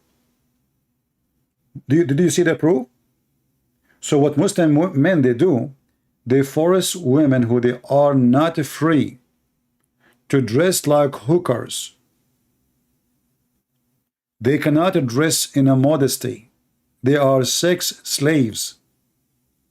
Muslim women, they never been ordered to have hijab, but their clothes, their dress code is different, so only just to be recognized from women who they are allowed to rape, so they will not be heard. Actually, here you see it says, so as not to be annoyed. What do you mean annoyed? Change the translator just to show you how this religion is evil. It doesn't say annoyed. They will not get hurt. I will change the translator. Very evil, satanic cult. Look here, so they will be recognized and not be harassed. Do you see it? So the reason for the hijab, or sorry, for the Muslim code dress, so Muslim men, they can be pervert with only non-Muslim women. So when they see a Muslim woman, they knew her from her clothes, so they leave alone, and they will go after a woman she is not a believer. This is the chapter 33, verse number 59. And actually here even translation is false. It says you will be hurt, they will be raped, not harassed. Change the translator again.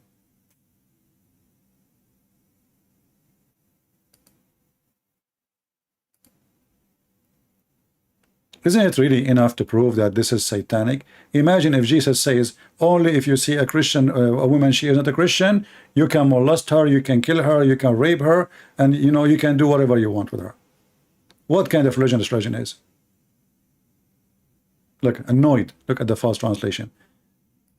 We go to a different one, Maududi. What a coward man. Look at the translation here. So they will be recognized and not molested. Did you see it? People, do you see it? Actually, maybe we should make a video just for this, so people will learn the truth about the hijab and the clothing of Muslim women. Not because they are modest, because Islam is against modesty. Because Muslim men, they are encouraged to rape non-Muslim women. So the whole purpose is just to recognize them and not molested. By who? By Muslim men. So a Muslim woman, she walk in the street, now she is wearing those clothes, so the Muslim, they will know she is not to touch. Another woman, she is, you know, she is a Christian, she is a Jew, she is a Hindu, she is a Buddha, she is an atheist. We touch her ass, we grab her, we rape her, you know. Actually, even the word molested is not accurate, because adha is not just molesting. It is just to hurt somebody physically.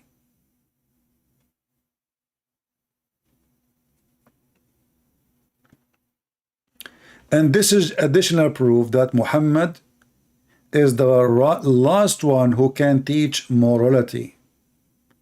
And the funny is, the verse after it is speaking about what? Speaking about the hypocrite.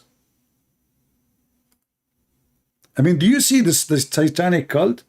Who is the hypocrite? The man who is teaching his men.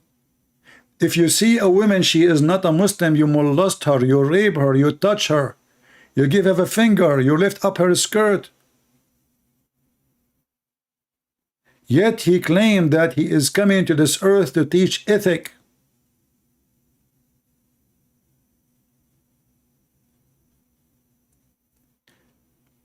How many of you took a note about what we just said? This is very important. How many of you took a note? This is chapter 33, verse number 59. Don't send me email later, contact me, says, hey, we can find this thing you said to us before.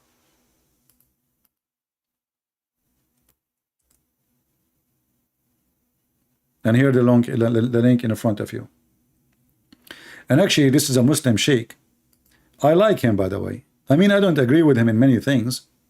At the end of the day, he's a Muslim sheikh, but he has a little decency compared to the Muslims.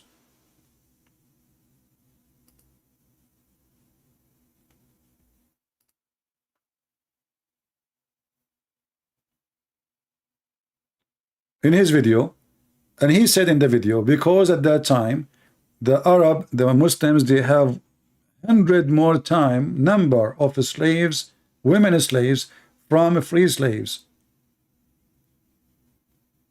This is a society of slavery. And then the Muslim, they go around between those poor African American, lying to them, says Islam is against slavery, when every one of them, he owned thousands of slaves.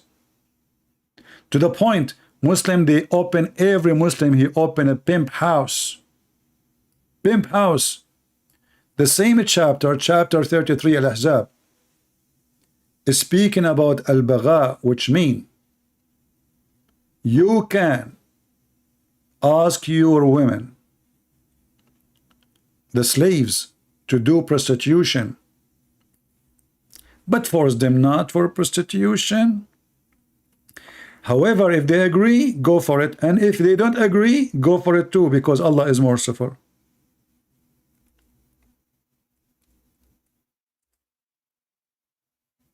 Actually, this is chapter 24, not 33. It was the verse 33. Chapter 24, verse number 33. And those who cannot find match, they should observe their contents until Allah provide them. Blah. Look how decent is religion. And then it says here,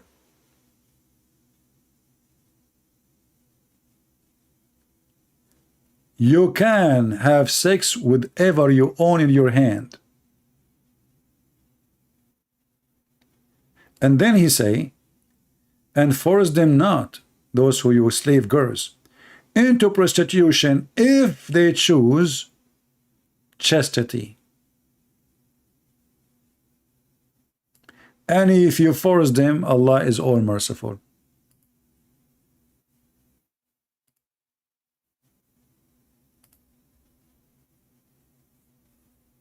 Do you see it? Do we have anyone here speak Arabic? So I can pause the video in Arabic. If anyone speak Arabic here, I will pause the video for you in Arabic.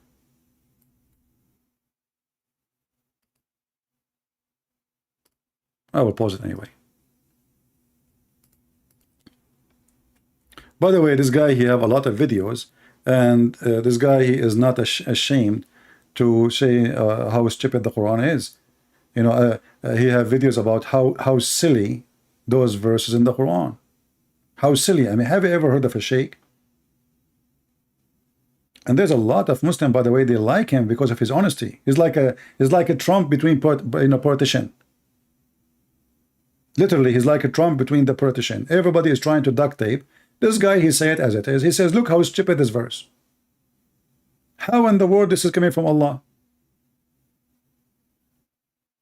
Literally, he says that. And he is a sheikh. And he have a lot of followers. If I try to find the, let me see, here we go. Look, anyone who speak Arabic, he will see right away what is the thumb of his video. Al-ayat al-sakhifa fil Quran. The stupid verses in the Quran. This is the name of his video. The stupid verses in the Quran.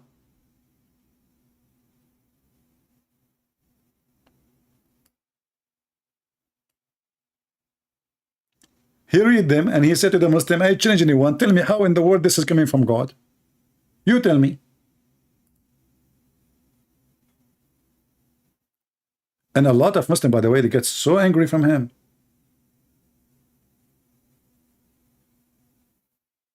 No, he's a Muslim, he's a Muslim. He's a Muslim. But he's like, let's say, he is just trying to use his brain. He is just struggling with the truth, like how in the world this is coming from God. You know, if you watch his video, this one, you will die. ليش احنا ما عندنا هذا علم المقارنة يكشفه كثير من الأشياء.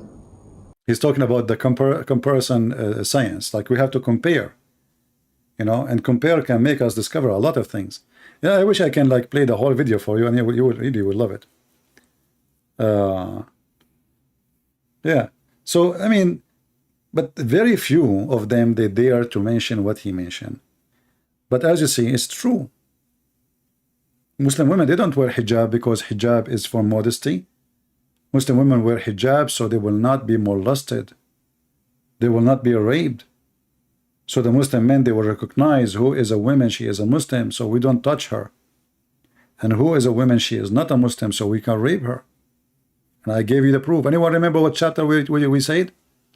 What a chapter it says that hijab, or sorry, the Islamic clothing was so the women, Muslim women can be protected from being molested and raped, and the Muslim can rape another non-Muslims. Anyone remember? Yeah, he's a Shia. He's a Shia Sheikh, yeah. What chapter we mentioned? About Muslim women, they wear clothing just to be differentiated, to be recognized. Let us see how many of you remember. No, yeah. 35, verse number 24 is, sorry, 24. Let us go. Verse number 33 is for prostitution. The one which is for women, let us go back here. All right. The women who they are dressed in a modesty way, as the Muslims they say.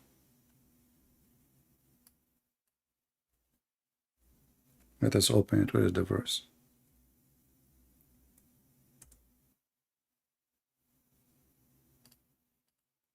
Chapter 33, verse number 59, where it says that you force your wives and your women so they will be dressed differently.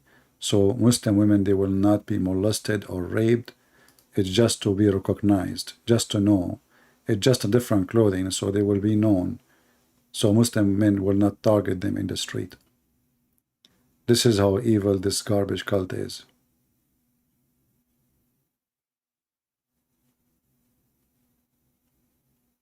This is a chapter 33, verse number 59. Why people keep giving different verses?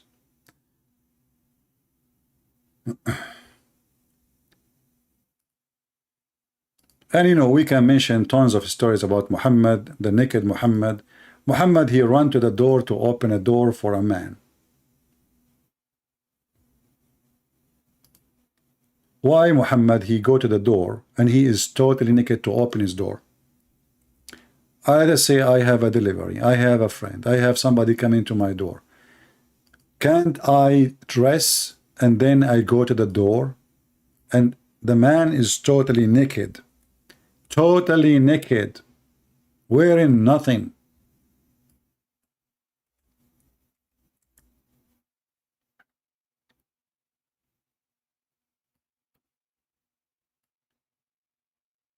Maybe in the world today, because people they became, you know, somehow they don't care. We live in a pervert world where everything is okay. And the other day I was watching like a live webcam in the street, you know. A woman, she stood in the street in the front of the webcam and she showed her breast. She took off her, she pulled down her shirt, showing her totally naked breast. So there's a lot of pervert, this is true. But we are talking about 1,400 years ago. You see, less than 100 years ago, the bikini was a long pant. And then the bikini or the pant or the underwear start shrinking and shrinking and shrinking and shrinking to the point they are not exist no more.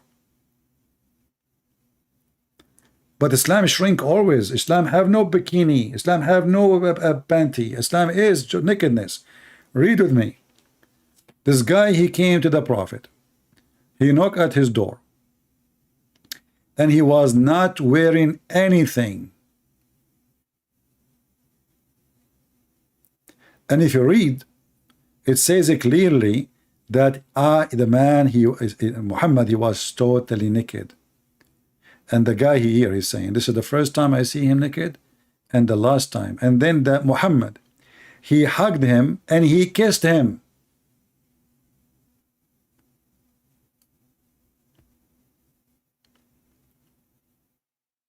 So now we have a naked man.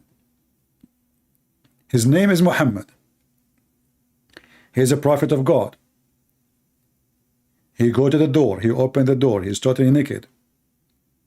He have his dress in his hand, which means he can just put it on.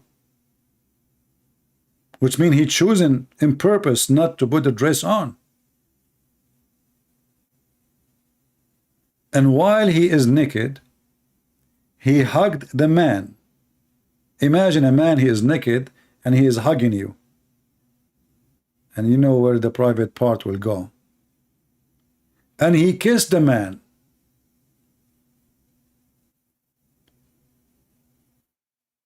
And then they say to us, Islam teach modesty. What about a man? He put his chest, rubbing it with the chest of the Prophet. He turned his back on the Prophet, and the Prophet is holding him from behind, and his ass in the front of the Prophet, and the guy is rubbing his chest, and both of them, they are wearing no clothes. At least the topless. Is that what the Prophet of God does?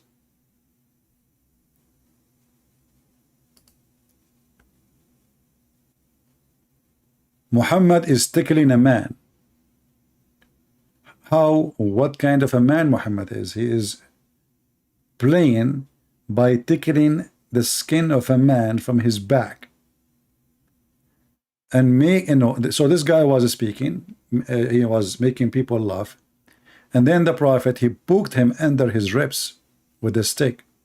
He said, let me take retaliation. He said, Muhammad answered him, take retaliation. He said, you are wearing a shirt. I am not wearing a shirt. So the Prophet, he raised his shirt, and the man embraced him and began to kiss his side, and he was saying, this is what I want.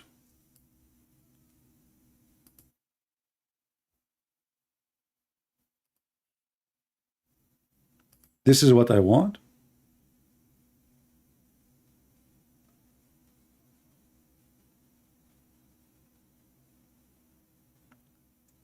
When Amr ibn al-As was fighting with Ali, both are companion of Muhammad.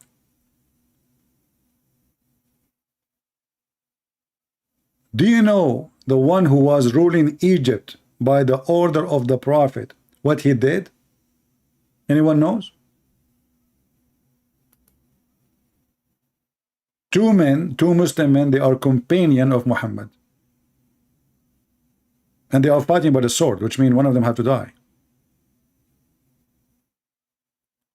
What the other one he did to Ali? He bent over and uncovered his anus. When Ali is almost going to kill him, Ibn al-As, he lift up his dress, showing his butt and bending over to Ali.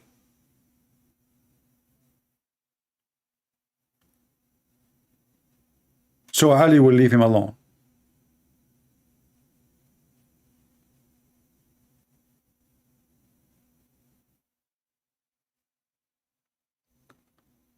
We mentioned before many tons of hadith.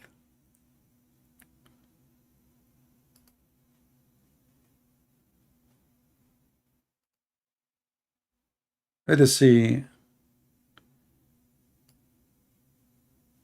if we can find this one in English.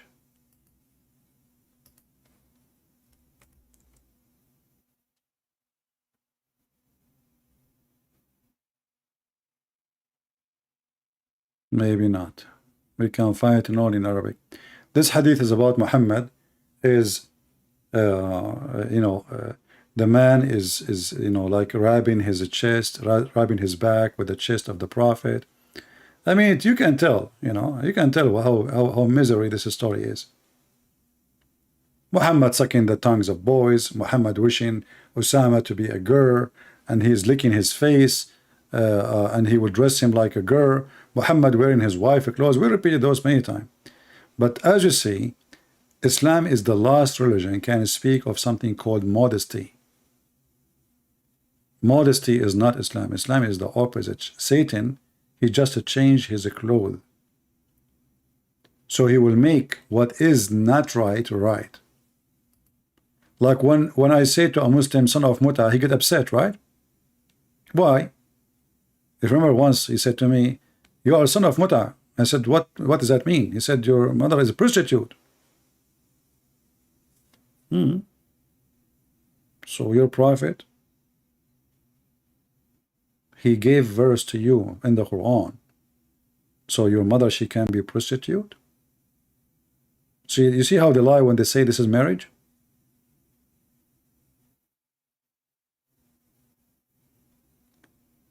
Let us see the hadith, one of them.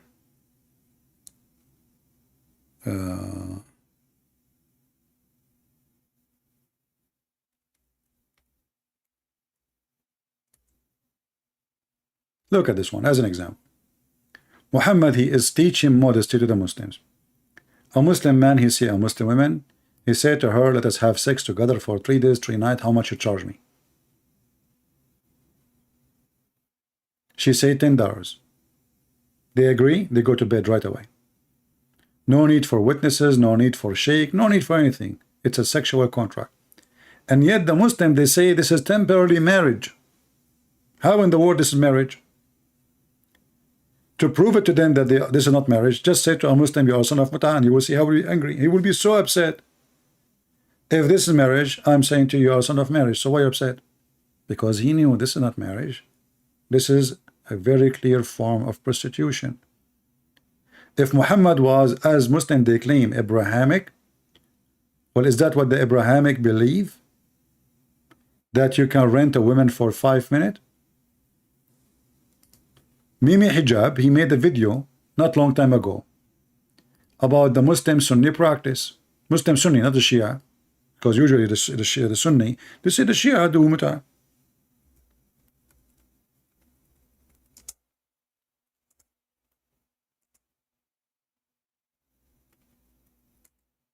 Muhammad Hijab, in his video, he spoke about how Muslim today, they are having sex, they are Muslim Sunni Sheikh, they marry a woman to a man for 5 minutes, 2 minutes.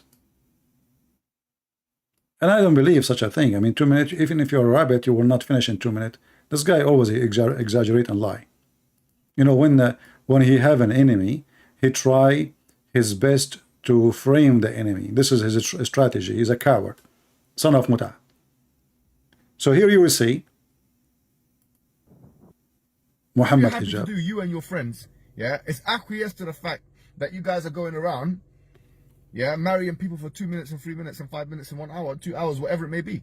Salafis are always accused. Have you ever heard of a religion like this?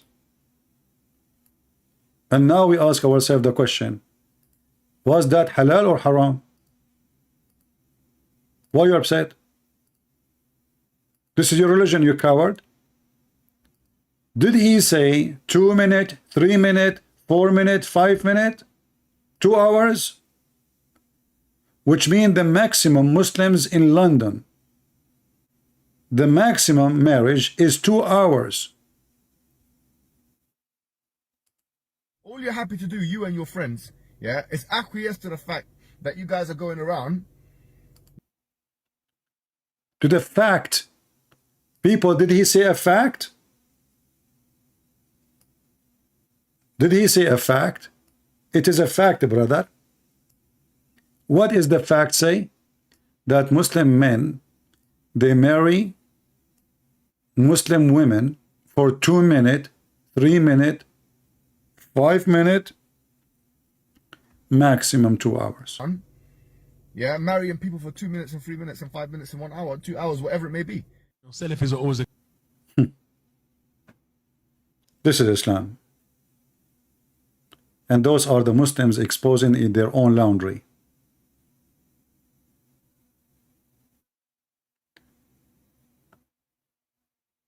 I hope you enjoy this video and you learn something new today. Don't hesitate to download the video and feel free to put it in your channel. And as you see, Islam is invalid. Muslims, they speak too much of good, but they are the most following the most ugly, false, cult, unethical, child molester man, thief, criminal, untrustworthy. He go to his own son, wife, and he flirt with her. He sleep with the maid in the same bed of the wife. The wife, she come home, she got him busted. He made a promise he will never sleep again. And then he made Quran saying, Allah, he said to me, why you forbid what is lawful for you? So don't forget to download the video, share it with your friends. And I'm not going to complain about you guys are not sharing the videos and not even making comment, because I give up. You see, I do my best. I go every day for many hours. And there's people here, they are even so cheap even to make a comment. Not only they didn't support us, they are so cheap even to make a comment, as if they heard nothing, they saw nothing, and obviously they are nothing.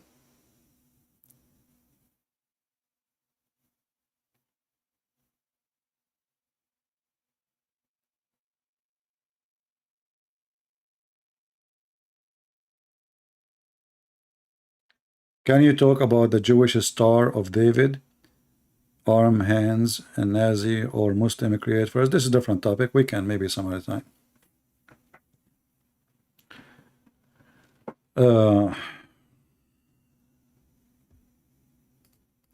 Yeah, but it's true, my friend. When a Muslim, he make a video, even his video is stupid, he will have 200,000 view.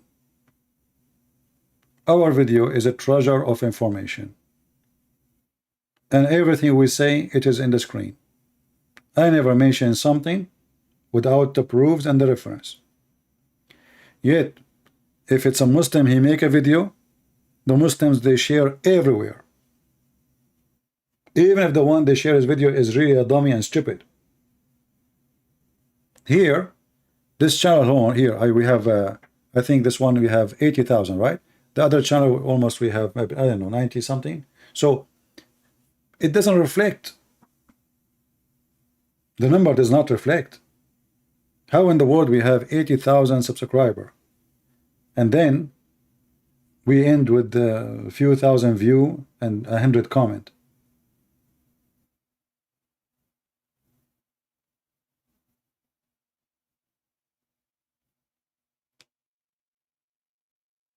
And don't blame YouTube.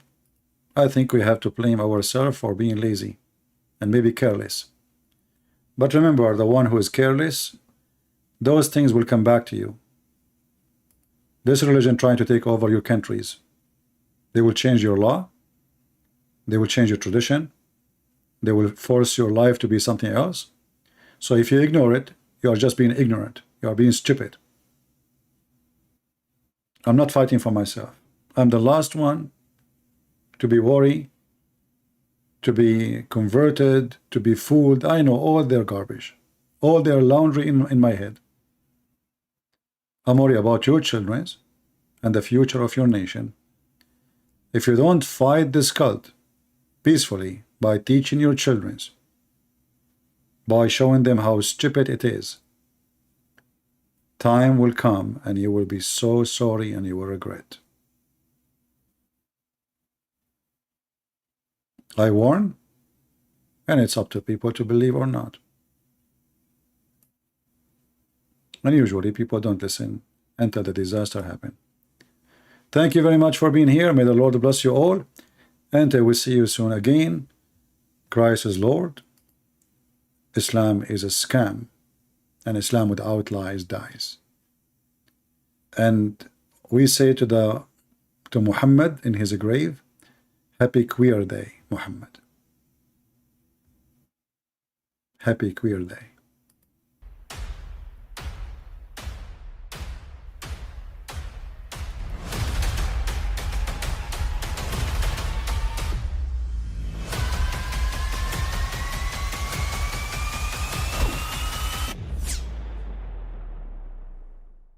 But I mean, again, he doesn't know who Gabriel is, right?